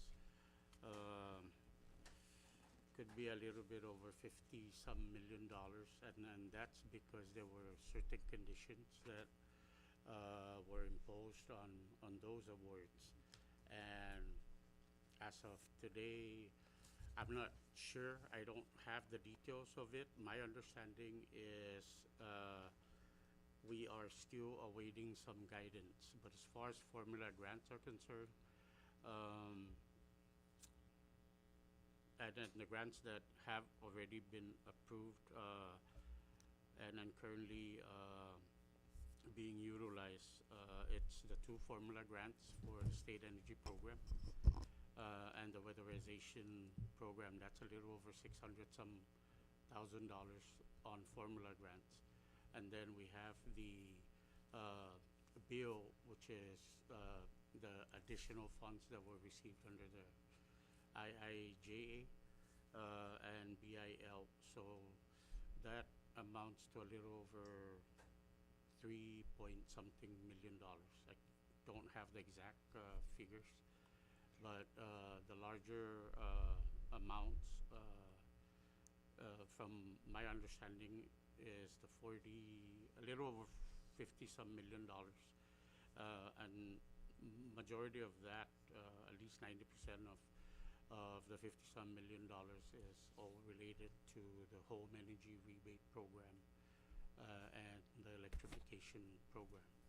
And again, those, again, it's an ongoing process. We're still waiting for more guidance from DOE. That's my understanding. And then there's at least another grant under the EECBG, which is a block grant awarded by DOE. I'm not too familiar with the amount, but that is also one of the grants that is under condition. In other words, we can't use it yet until we get further guidance from DOE. That's my understanding. So the reason I bring up this question is because like our high cost of utility, and you know, sometimes it's much quicker for a division like yours to issue out rebates so that it can subsidize the purchase of things like rooftop solar, solar AC, and we can leverage those funding. Like 50 million is a lot, in addition to other sources like LIHAP, and just really help our people faster than waiting for 80 megawatt or 20 megawatt solar farm. Like, and you know, a lot of these models are already proven. In the state of Hawaii, the island of Kauai, they were like tired of waiting for the government, and the residents there just formed their own co-op and built their own solar farm, and they're almost 100% renewable. In fact, they're gonna reach 100% renewable energy a lot quicker than any state in the nation. And you know, I just wanted to bring this example up is because it's not just your agency, but a lot of our agencies, we have the funding available, but you know, whether it's process or whatever, there's process that you know takes time, and sometimes we lose out because the ship already sailed. The CNMI lost out on multi-million dollars in terms of all the energy infrastructure that was provided by the Biden administration, and some of that is still available, but it's gonna dry up. Other examples is, for example, the FEMA restoration of Hopwood. There's over 20 million to restore Hopwood, but it's our zoning process that's one of the delays, because we're going through a hearing to ask the public, is it okay if we rebuild Hopwood? And FEMA is not gonna wait for us. They gave us a deadline. Use that money or it's gone. So, like I feel like the administration, our government needs to like look at these funds, and if there's a bottleneck in each division, pump resources to expedite some of these, like even with things like NIPA requirements, there's lobbyists or agencies in DC. So rather than working with the local person that's gonna try and make a call, hire the agency in Washington DC that knows how to talk Washington DC language, so that instead of making a call, we can walk to the next office and push our process forward. It's a lot of money, and hopefully, like with myself, I had to practice what I preach and see the technology itself. And I traded a old Nissan Frontier, one of the cars I had, because it's a liability, and I converted into a rooftop solar AC unit that became an asset because it's reducing my CUC bill. Not 100%, but imagine if we can replicate that same process to our most vulnerable population, like our Manomco, people that are out of a job right now, that are single moms, single dads, or energy is kind of like the livelihood of our economy, even for the businesses, right? If most of their profit or whatever, like just any revenue that they're making is going to paying their power bill, it's they cannot invest in anything. So just like you and me, like if half my paycheck is going to CUC, like I cannot buy clothes, I cannot buy extra things for my kids. So I really want to see our government like evolve, and rather than buying butane or electric fans, the e-bikes is good because we're gonna exercise more. At least we can do manual on the flat, and then up the hill turn on the motor. But I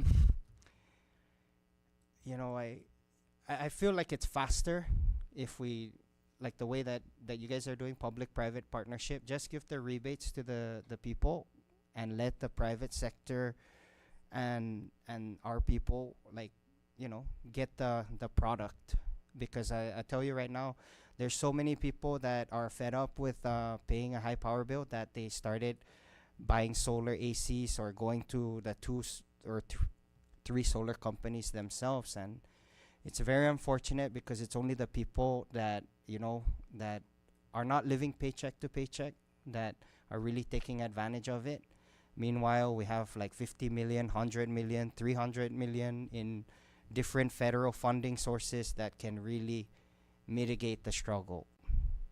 If we can help the businesses, they can pay more BGR.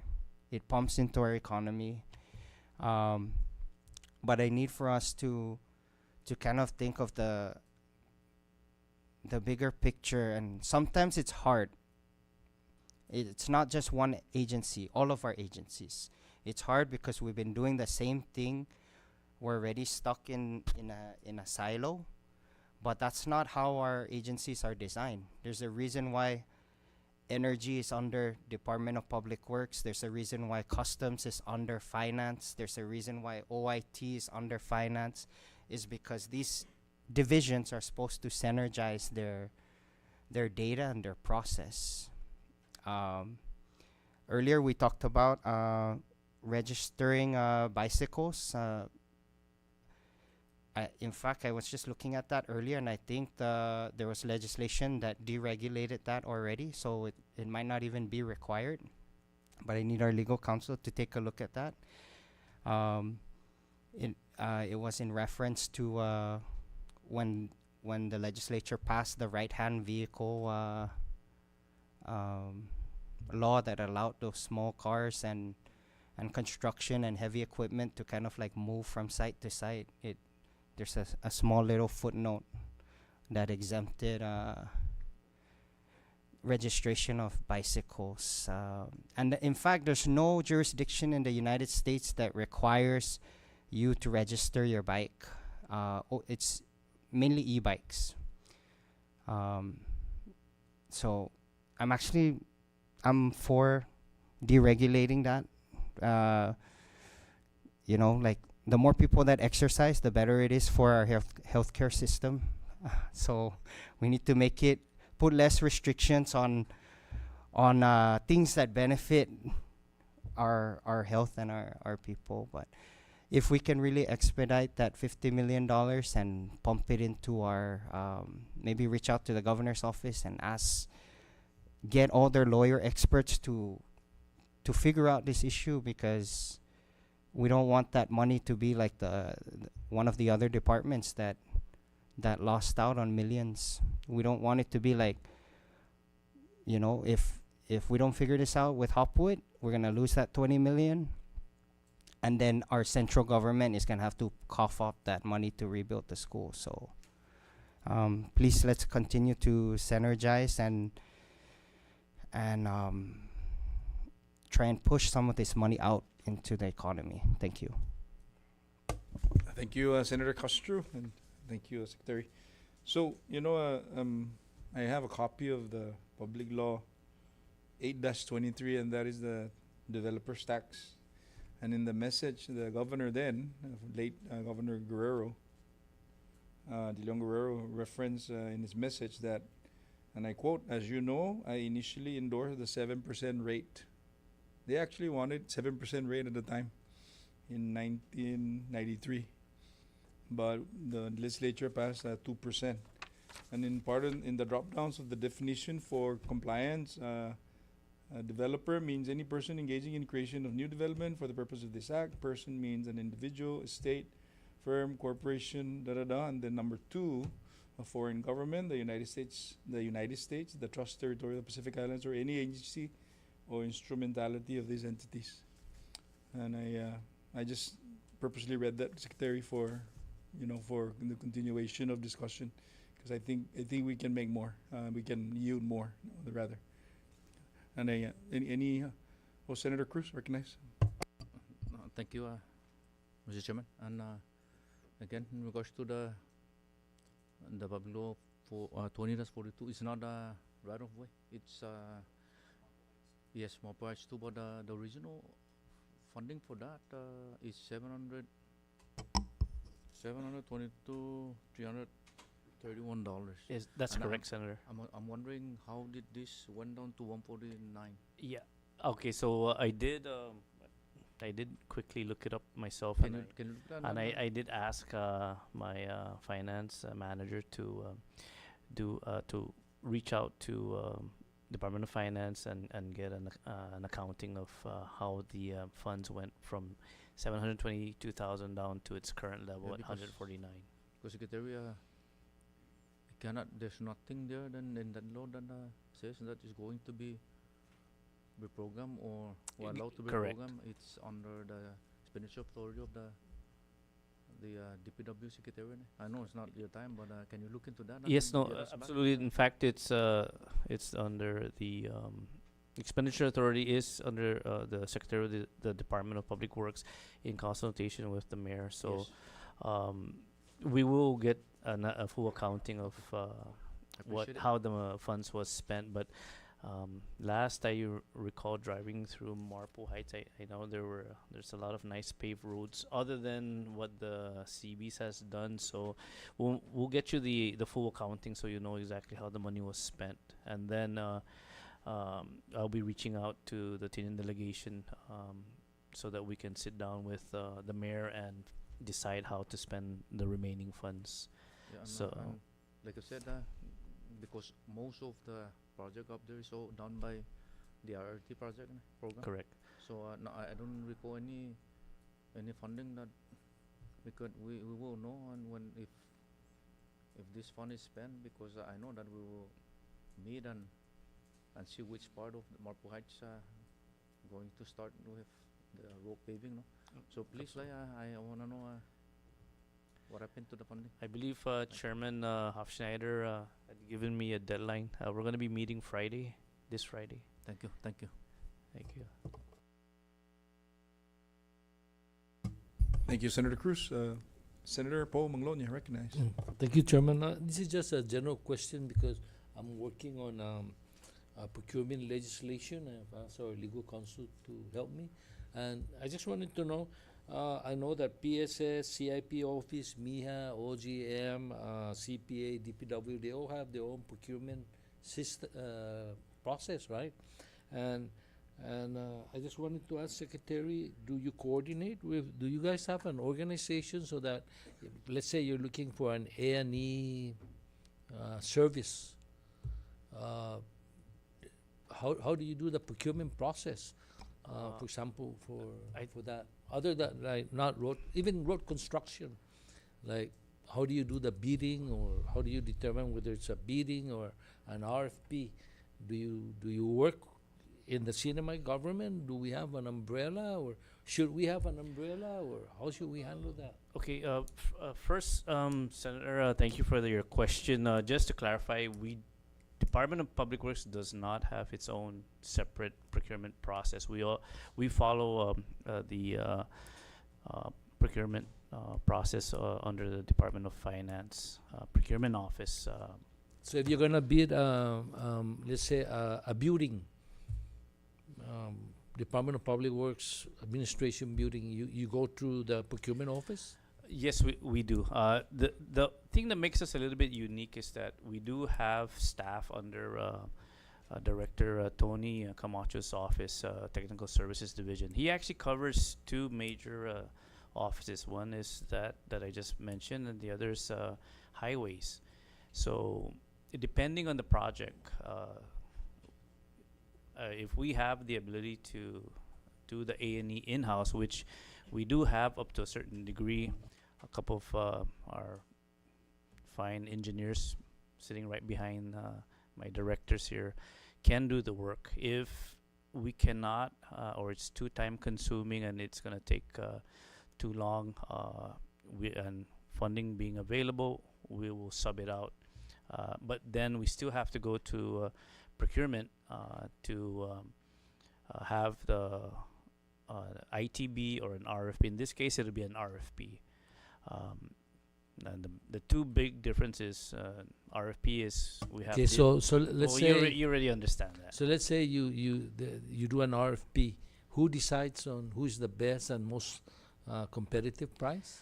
Okay, so I'm actually gonna have my director give his. Basically, I'm concerned in that yes. in that area. Who decides and how do they decide? Yeah. Thank you. So in most cases, following through the regulation, if it's an RFP, we would send out a letter to procurement after the submittal of all the proposals meet the deadline. So that's one way to qualify, is you provide your proposals on the deadline, and then we form a panel of evaluators. And even with the panel of evaluators, we also get procurement's concurrent to make sure that the evaluators on that panel they do have to sign off a form that says that they would qualify to review. In this case, if it's an RFP for an engineering design, of course we have our team here. The engineers would review the submissions.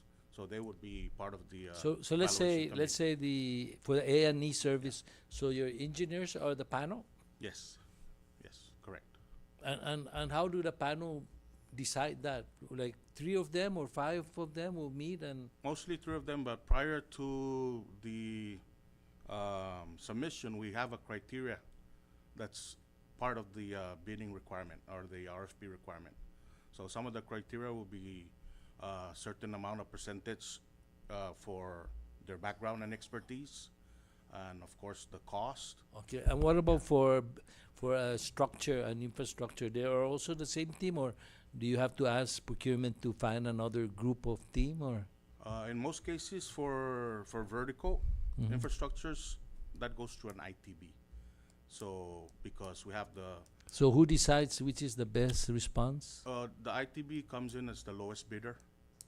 So the differentiating factor is an RFP would be reviewed by a panel, and ITB would be the lowest cost.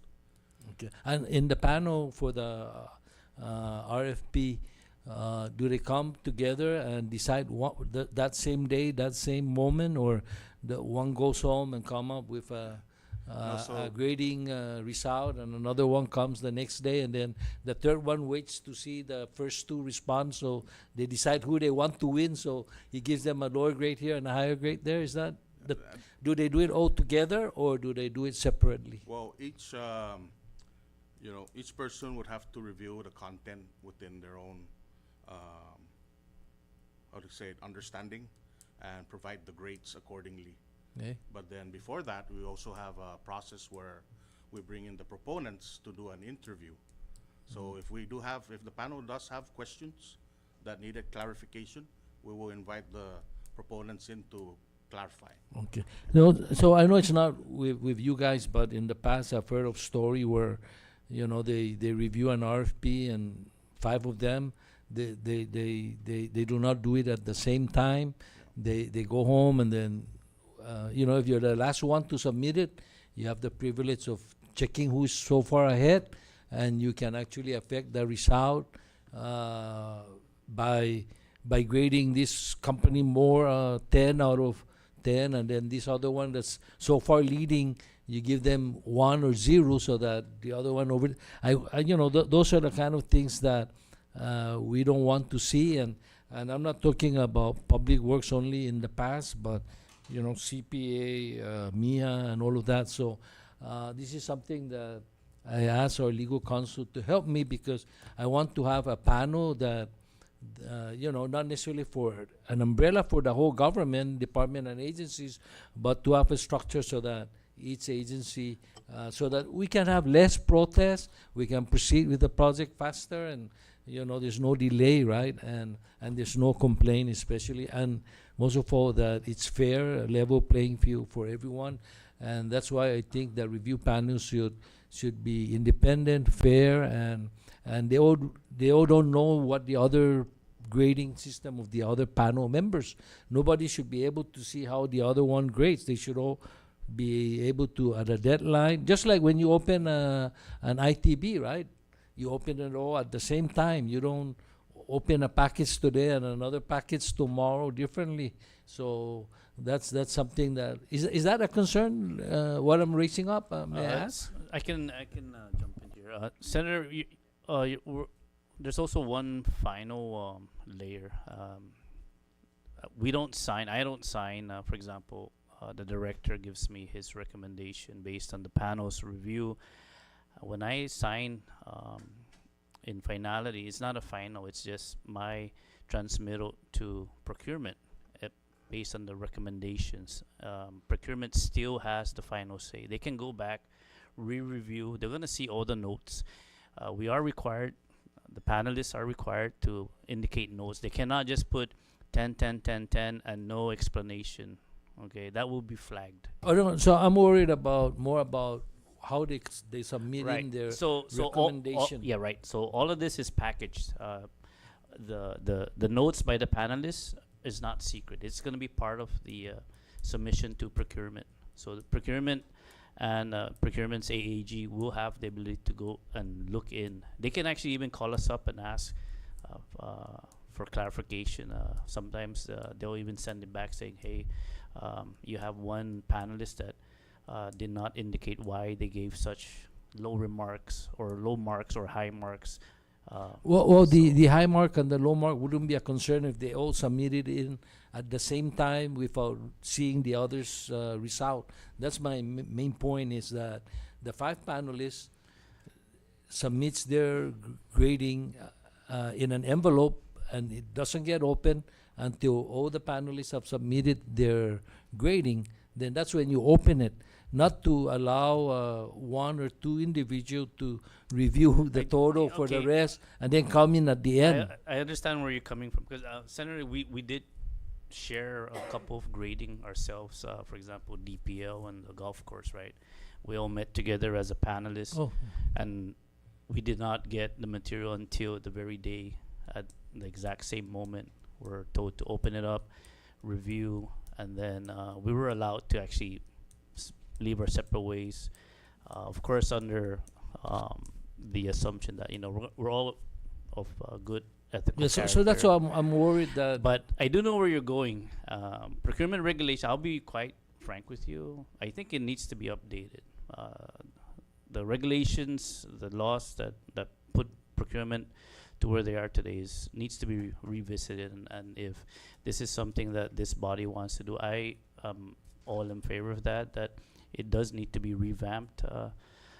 Not necessarily a complete overhaul, but let's see where it ends up. But these guys, I have full faith that they will do the right thing. They're of good moral character. And I'm talking about all the other. Absolutely, procurement. but I'm just speaking in general terms to that. They're all professionals. Division of Energy does put out RFPs every now and then, and ITBs. I leave it up to them to decide based on a panel. Same thing with TSD and the like. So I trust them. I trust the process. But of course, there's always room for improvement, right? As All the right, thank you. saying And is. just one final point along contracts. Is there issue with payments like mobilization, progress payment? Is that something that Public Works have issues with the companies? For payments, it all depends if it's federally funded or local funds. Sometimes the local funds take a little bit longer to pay out, and that's with finance, whether or not they're scheduling the payments. But for federal funds, Okay. they get paid right away. Okay. My office got a call the other day that in one of the offices, not DPW, but in some agency, that there's a company that got paid 80% as mobilization, or initial payment 80% of the project cost. Usually in a contract, they have to expend at least 5% in order to get paid certain mobilization. No, but is that reasonable? Pay somebody 80% of the contract costs upfront? That would be a procurement thing, Senator. Yeah. Quite honestly. Oh, that's under procurement. Because they would honestly, if I was in procurement, I would flag that saying that's unreasonable. Why would you need Yeah, to pay 80%? 80% and it's a multi-million-dollar project. I've never heard of any mobilization that would even touch beyond 50%, because now it's like, what's going on? Okay. In fact, I would encourage you to ask Okay. for an investigation into that. Thank you, no. Thank you, Torus. No. Thank you, Chairman. Thank you, Senator Paul. Just a quick question with regards, going back to the budget, Commissioner, Secretary or Director Ton, in all your FTEs in the central government, central office, are they all funded 100% local funds, or? I can answer. Or- No. Some offices we have 100% like energy because of the grants and the way it's structured. Federal or highway grants under highways under TSD, we have percentages, 80-20, 50-50. It depends on how we negotiate for that. Solid waste, we have tapped a SADRA on grant for like a 90-10. But then we do have folks under OPD that is actually assigned 100% to work within solid waste for that grant, and that's handled under OPD. Okay, so when you say 9, who determines the percentage, or is it just administratively, or is that part of the grant that you request on an annual basis? I'll leave it up to my directors to answer that. For Proceed. TSD under highways, we kind of tailor it to how much work is being done for the federal highway side and how much work can be done for the local side, only because it's a reimbursement program.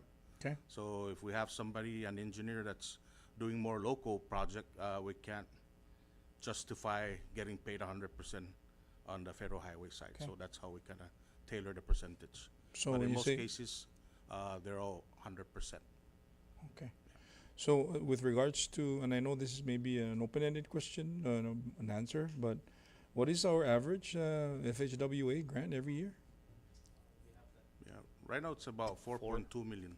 Is there a reason why that is just hovering around that time? I think it's set by law. Yeah, it's Okay. the overall allocation Federal law. for the territories, Mhm. and Sinamay and American Samoa gets 10% of it. So if the highway bill is still being awarded 50 million, then only a portion, 10% of that is for us.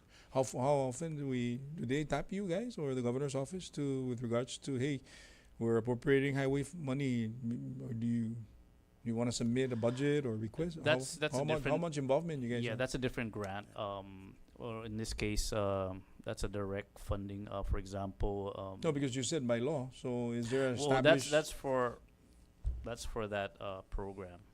Okay. It's So set no, the reason why I'm asking, no, Secretary and Director, and pardon my interruption, sure. because it almost appears like it's constant, and then there's not enough to pass around. And Yeah. then you use your administrative authority to pin one project that is just sitting there waiting for the next step when you're gonna go over to a more almost shovel ready. Right. And the competing thing here is that no Rhoda, Tinian, and in this case Saipan have their own priorities. That is. Yeah. Not to say that your entity, the T-tip and all the comments is not being done, but is there a way that how can we improve the appropriation or the allocation? So, thank you for that. I did a couple of years ago. That's how far back.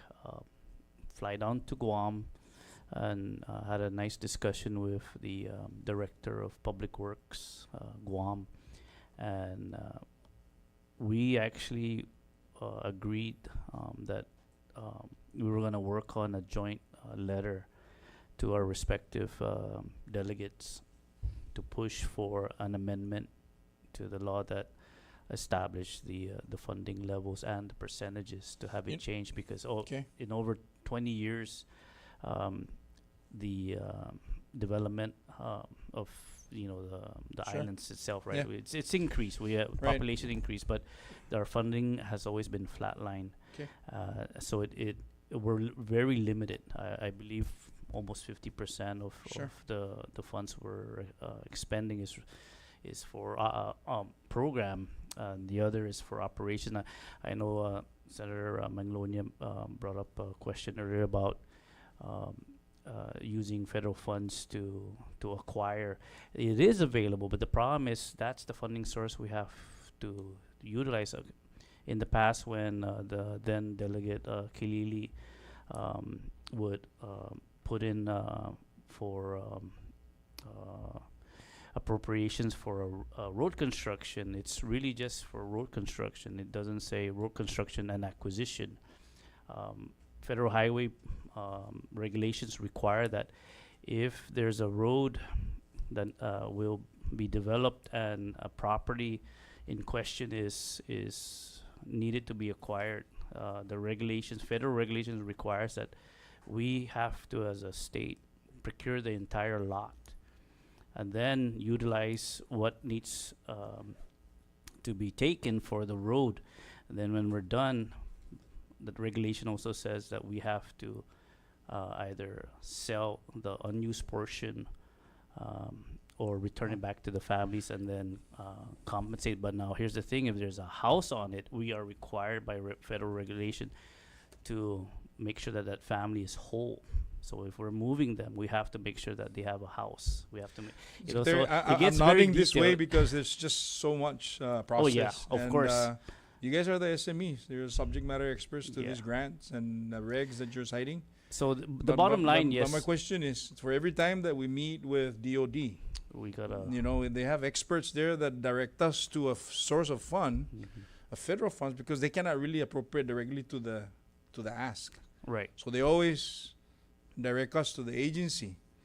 And I'm sure that you're one, if FHWA is one of the agencies. So to my point earlier, why are we just stuck with $4 million a year? There's a lot of projects that are happening right now in the last 5 years that I think, you know, the Department of Engineering, which is your agency, needs to be up and up with figures. Right. So we did meet with Delegate Kim Hines after she came into office, and this question did come up. Yeah. So we did express to her that we would like to see an increase in percentage. And you know, the Trump administration is all about deregulation. So, you know, we need to ramp up our request. And the worst thing you're going to get out of asking for $50 million is $4 million. Correct. But if you get $20 million, that's a win. So if we don't ask, and we're struggling to you know, I was referencing some of the projects earlier that was mentioned by members. If we're struggling to fund it and it's tinanaw, then what's the next step? Is we're not gonna.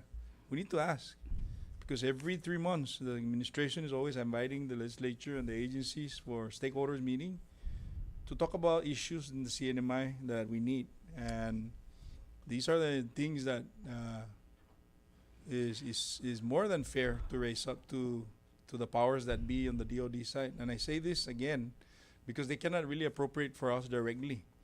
They always point us to the federal agency to. Yes, I'm You very, you know very this. aware, You're a right. prior service member, so I cannot overemphasize the need for us to ramp up our requests. Anta na fay titip siya gini, what are the requirements? You know? Yeah, actually, we do have the 20-year highway plan for the entire city. Kululuan na I'm going to have 20-year. my staff review that and see if we even have a holistic top dollar figure of how much it's going to cost if we Right. were to be given a huge sum of money and with the goal of paving all the roads. Sure. You know, and I appreciate I appreciate the efforts of the agencies, but it's only fair that the community gets the benefit of our strategic importance here in the CNMI. You know, Saipan, Tinian, Luta, for that matter.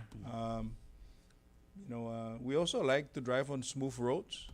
Of course. You know, we also like to have street lights. You know, we like that, and our people deserve no less. But if we don't ask it, the entities, then we're never gonna find out to what extent that we're gonna get.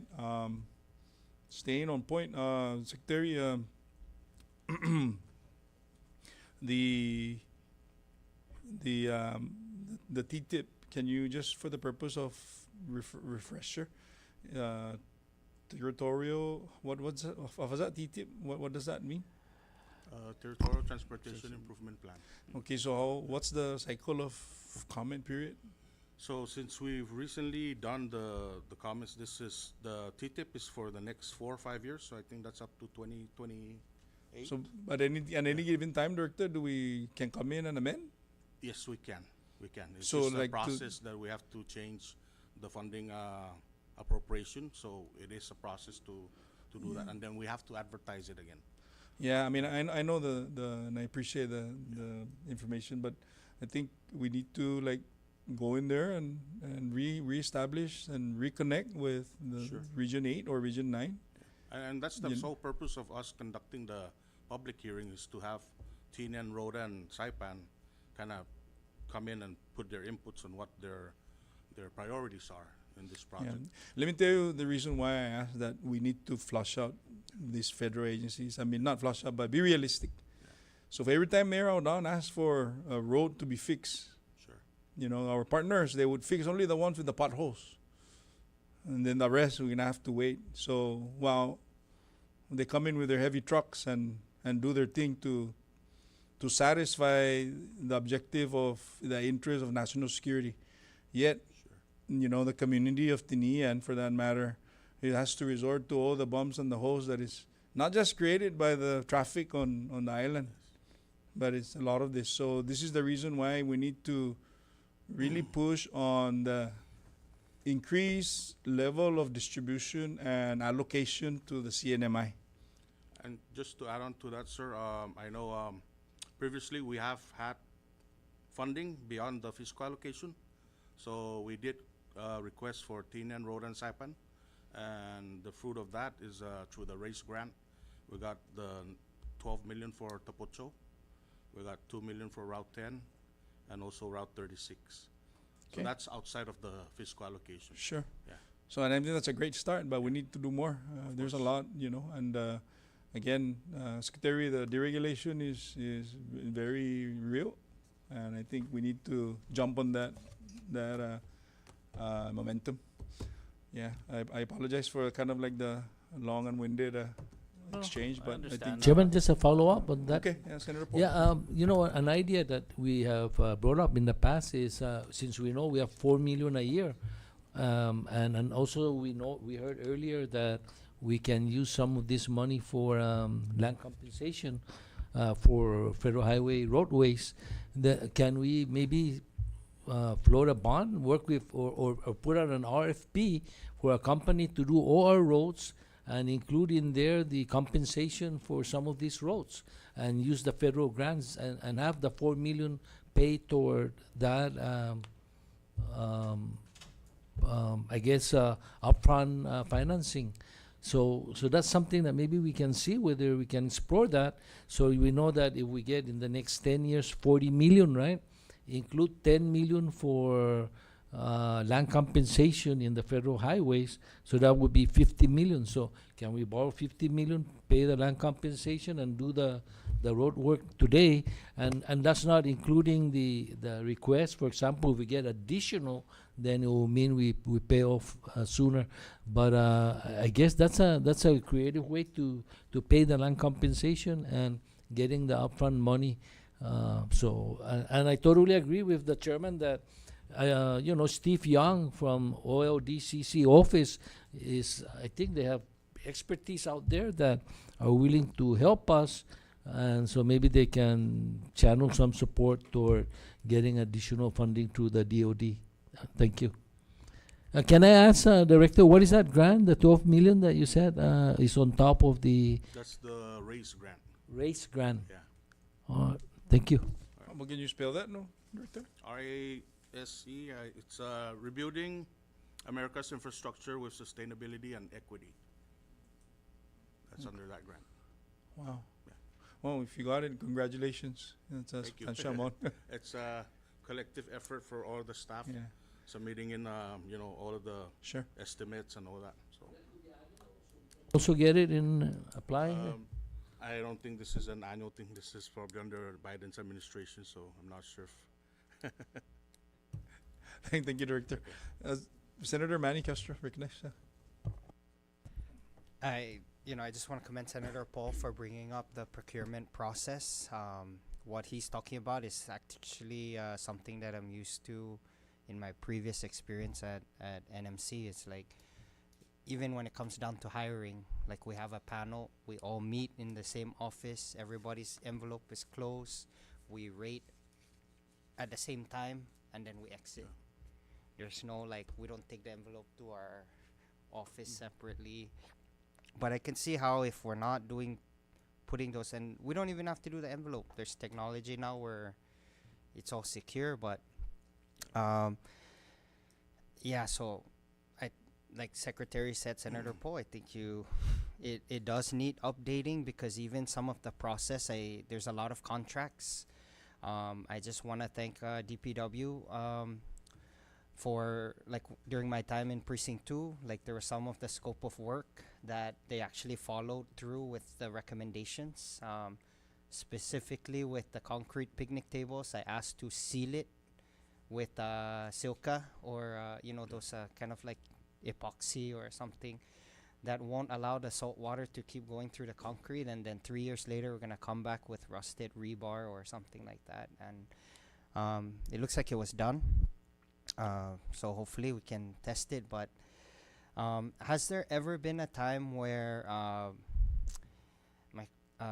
let's say a contract, the higher bidder was awarded the contract, like it's yeah, For an ITB, hardly. hardly. Hardly the higher, because even with us, we make our recommendation to procurement, and sometimes procurement doesn't always see it our way. Yeah, And procurement decides to go ahead and award it to the lowest bidder. because Yeah. like Secretary mentioned earlier, I think yes, there's a problem if procurement is going through that route, because that's the same situation in Precinct 2 on other projects where, you know, they fix something and then 3 years or 2 years later it's broken again, and we have to go back and Yeah. sometimes if I didn't intervene in that case, it's gonna be the same contractor, but I think that contractor left island already. But there's other things like even rebar, you know, nowadays there's composite rebar, like there's other ways to, you know, what, building it by the ocean, there's always water, salt water, so our regulations should change to, and I'm not the engineer. Yes, I studied a little bit of engineering, but that's why DPW is there to really take the proactive approach, because our resources are limited. But the reason why I asked about that, and it's unfortunate that procurement doesn't see the value added. Maybe we even need to put warranty, 3-year warranty to certain projects. Because, for example, in the case of some contractors, let's say like, and I'm not picking on a company, I'm just trying to make you know, demonstrate the thought process here. Is like Objan Road, you know, there's already Hawaiian Rock over there and GPPC. Those companies, they have the quarry, they have the equipment, they have everything. But sometimes I see it like we award the contract to the lowest bidder, but yet the lowest bidder is getting their materials and equipment from the other company, which kind of like inflates the cost, because it's like they're cushioning that, or not cushioning, but they, rather than going straight to the company that has everything already, it's, you know, Cabalis todo, it's complete. But at the same time, if we know this contractor is already proven how many years they've been making roads and no problems, there's a case there to go with the one that's proven rather than doing a trial with someone that just started last month. So quality over quantity, like, and I know I'm probably preaching to the choir, because you guys all understand that, and we probably need to move forward with Senator Paul's bill. But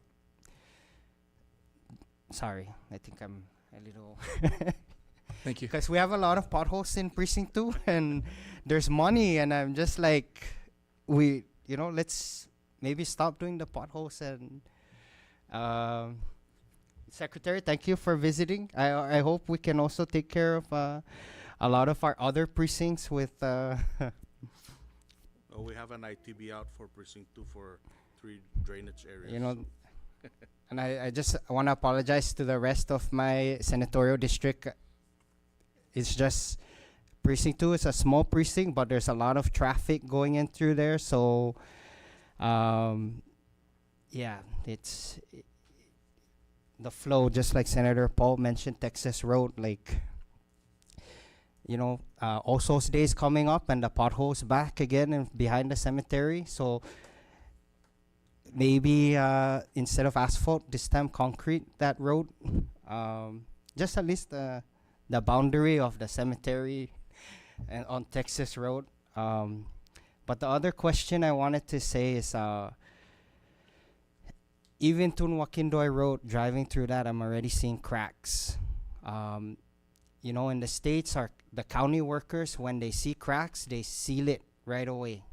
They don't wait for the contractor. They seal those cracks so that At the same time, the shoulders are always cleaned with the grader so that the water doesn't pool on top and, you know, damage the road. So that's why I also brought that up about the getting rid of, just clearing those dirt and grass, not only for road safety in terms of hydroplaning, but just the maintenance, because like you said, there's only 10%. But if we can, maybe we need to like tap into the inmates and let them take care of the bush cutting, but give more money to our roads and grounds, increase their salary, and get them skilled up, work with whichever agency that can. Because I remember, like before, like my dad was retired from CPA, and CPA sent them to Philippines to get trained in. He had all his certificates in because he was on the landscaping side. So the same thing, like right now, a lot of those CPA maintenance workers, most of them local, now I see them working in CBDG, or I see them on the side. So we need to invest in training for our people and not always contracting everything, because the inmates also, they proved it. I see some of their projects, and I tell you, some of their projects are better than the contractors. And with the CW program going down, like by 2029, we need to start tapping into this workforce. And I brought up the inmates because, again, Gisanlago, the county workers, the DPW county, they tap into the inmates to clear the road all the time. That way, the DPW county workers are focusing on painting the lines. Like, they don't even do it's not like the contractors here where it's manual spray paint, and they have a machine, like a truck, a trailer that just, it's all laser. And I know money talks, but sometimes if there's technology, like if you spend a $50,000 machine to make things easier for the workers, so you don't need 20 workers. Sorry, I think I'm going on a tangent, but okay. I'm not to discount your service to the public. I just want to say thank you for all the work that you guys do. But again, even myself and other government employees, when we've been doing it the same process over time, it becomes easy to do it the same way. But money is very tight, so if we can try to look at those kind of thought process. Thank you. Thank you, Senator Castro. Recognize Senator Cruz. Thank you. Thank you, Mr. Chairman.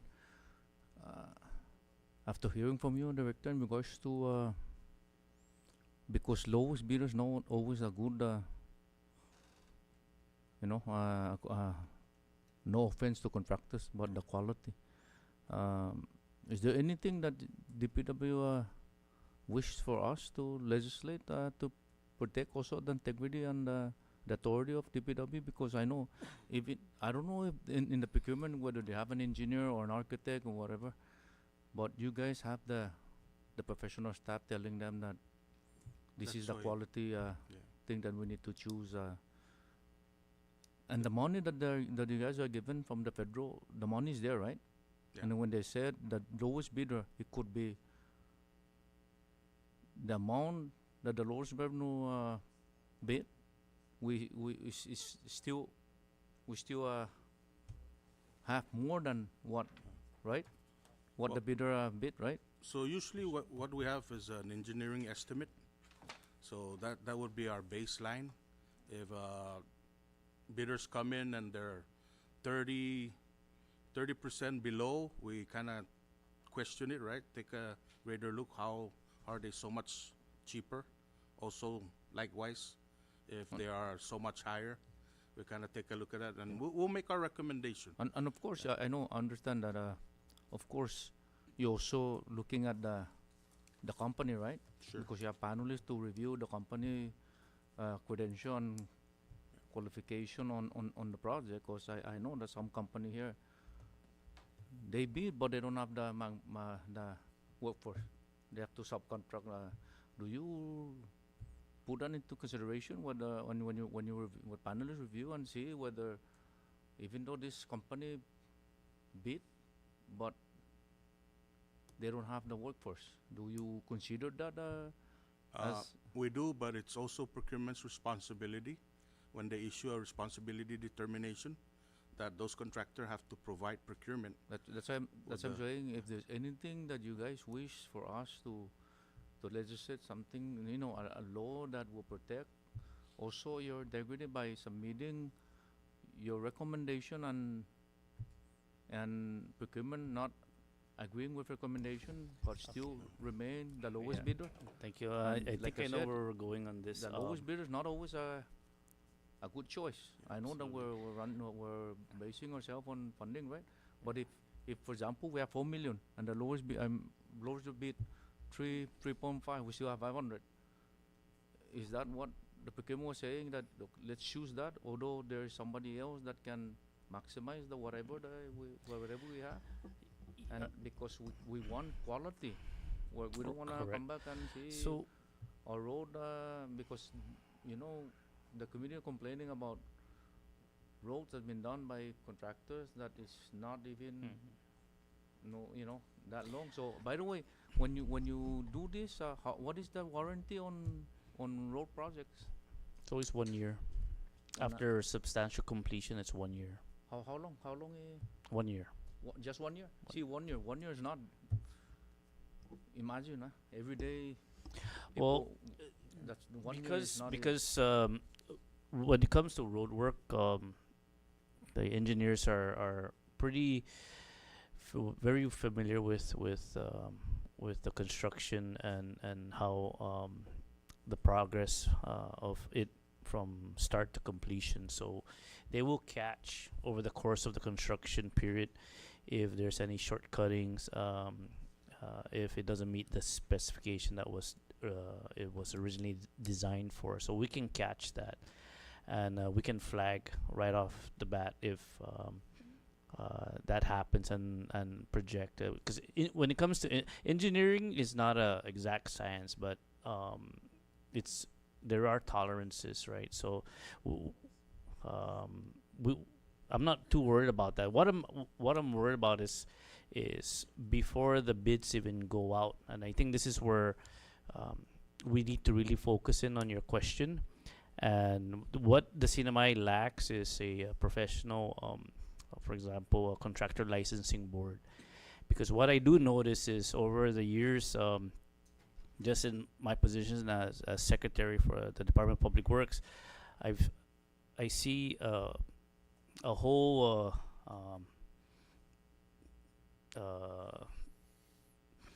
multi companies,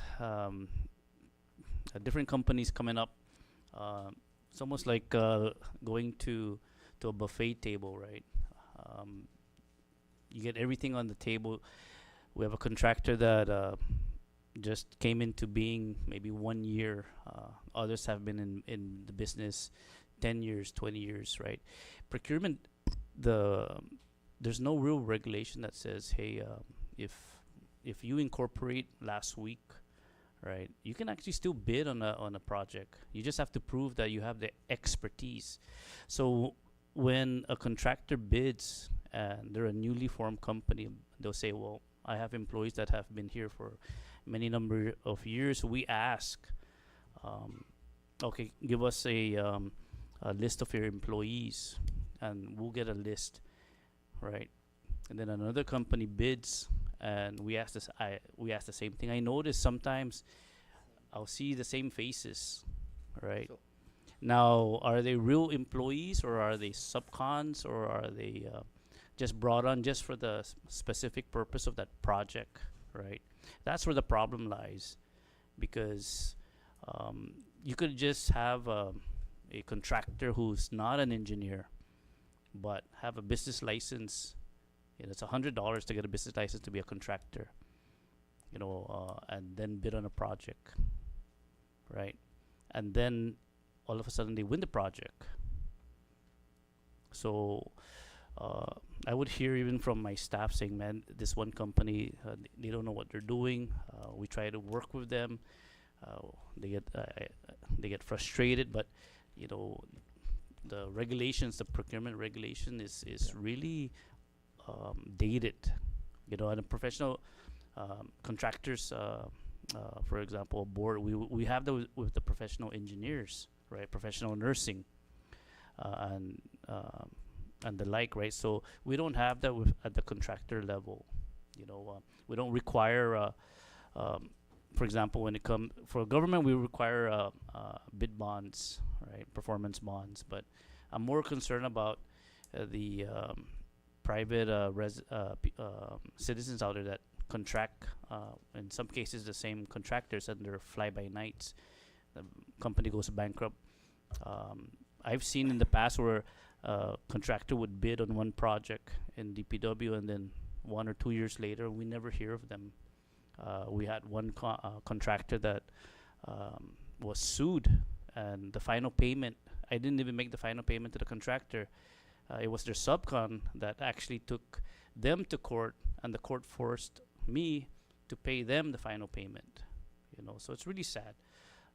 And yes, it can get muddy. It can become problematic. But one way to solve that is to require contractors to be licensed, to be bonded, so that we to even require, for example, to pre-qualify contractors.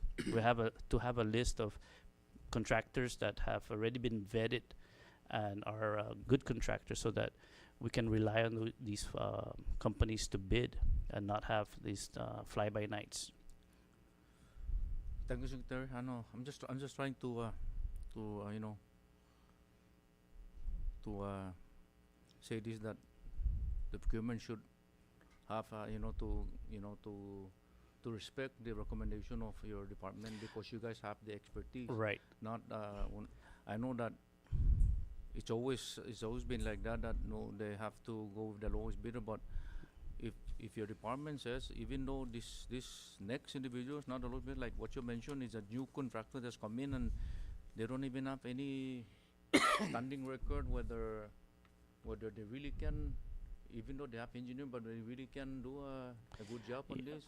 Right. Because I think panelist's job is to review, right, and review the credential of the company, whether right, and you that know, they have record of doing, you know, road project and stuff like that. Because if just a new, you know already that the same as new businessman, no? Yeah. You just starting to, you know, to formulate your company, and it's not gonna be just an overnight that you're gonna earn big money, right? You're right. And that's why the engineers, the architects that are currently working in the department, even all the other professionals, and I call them professionals because they already know. Yeah.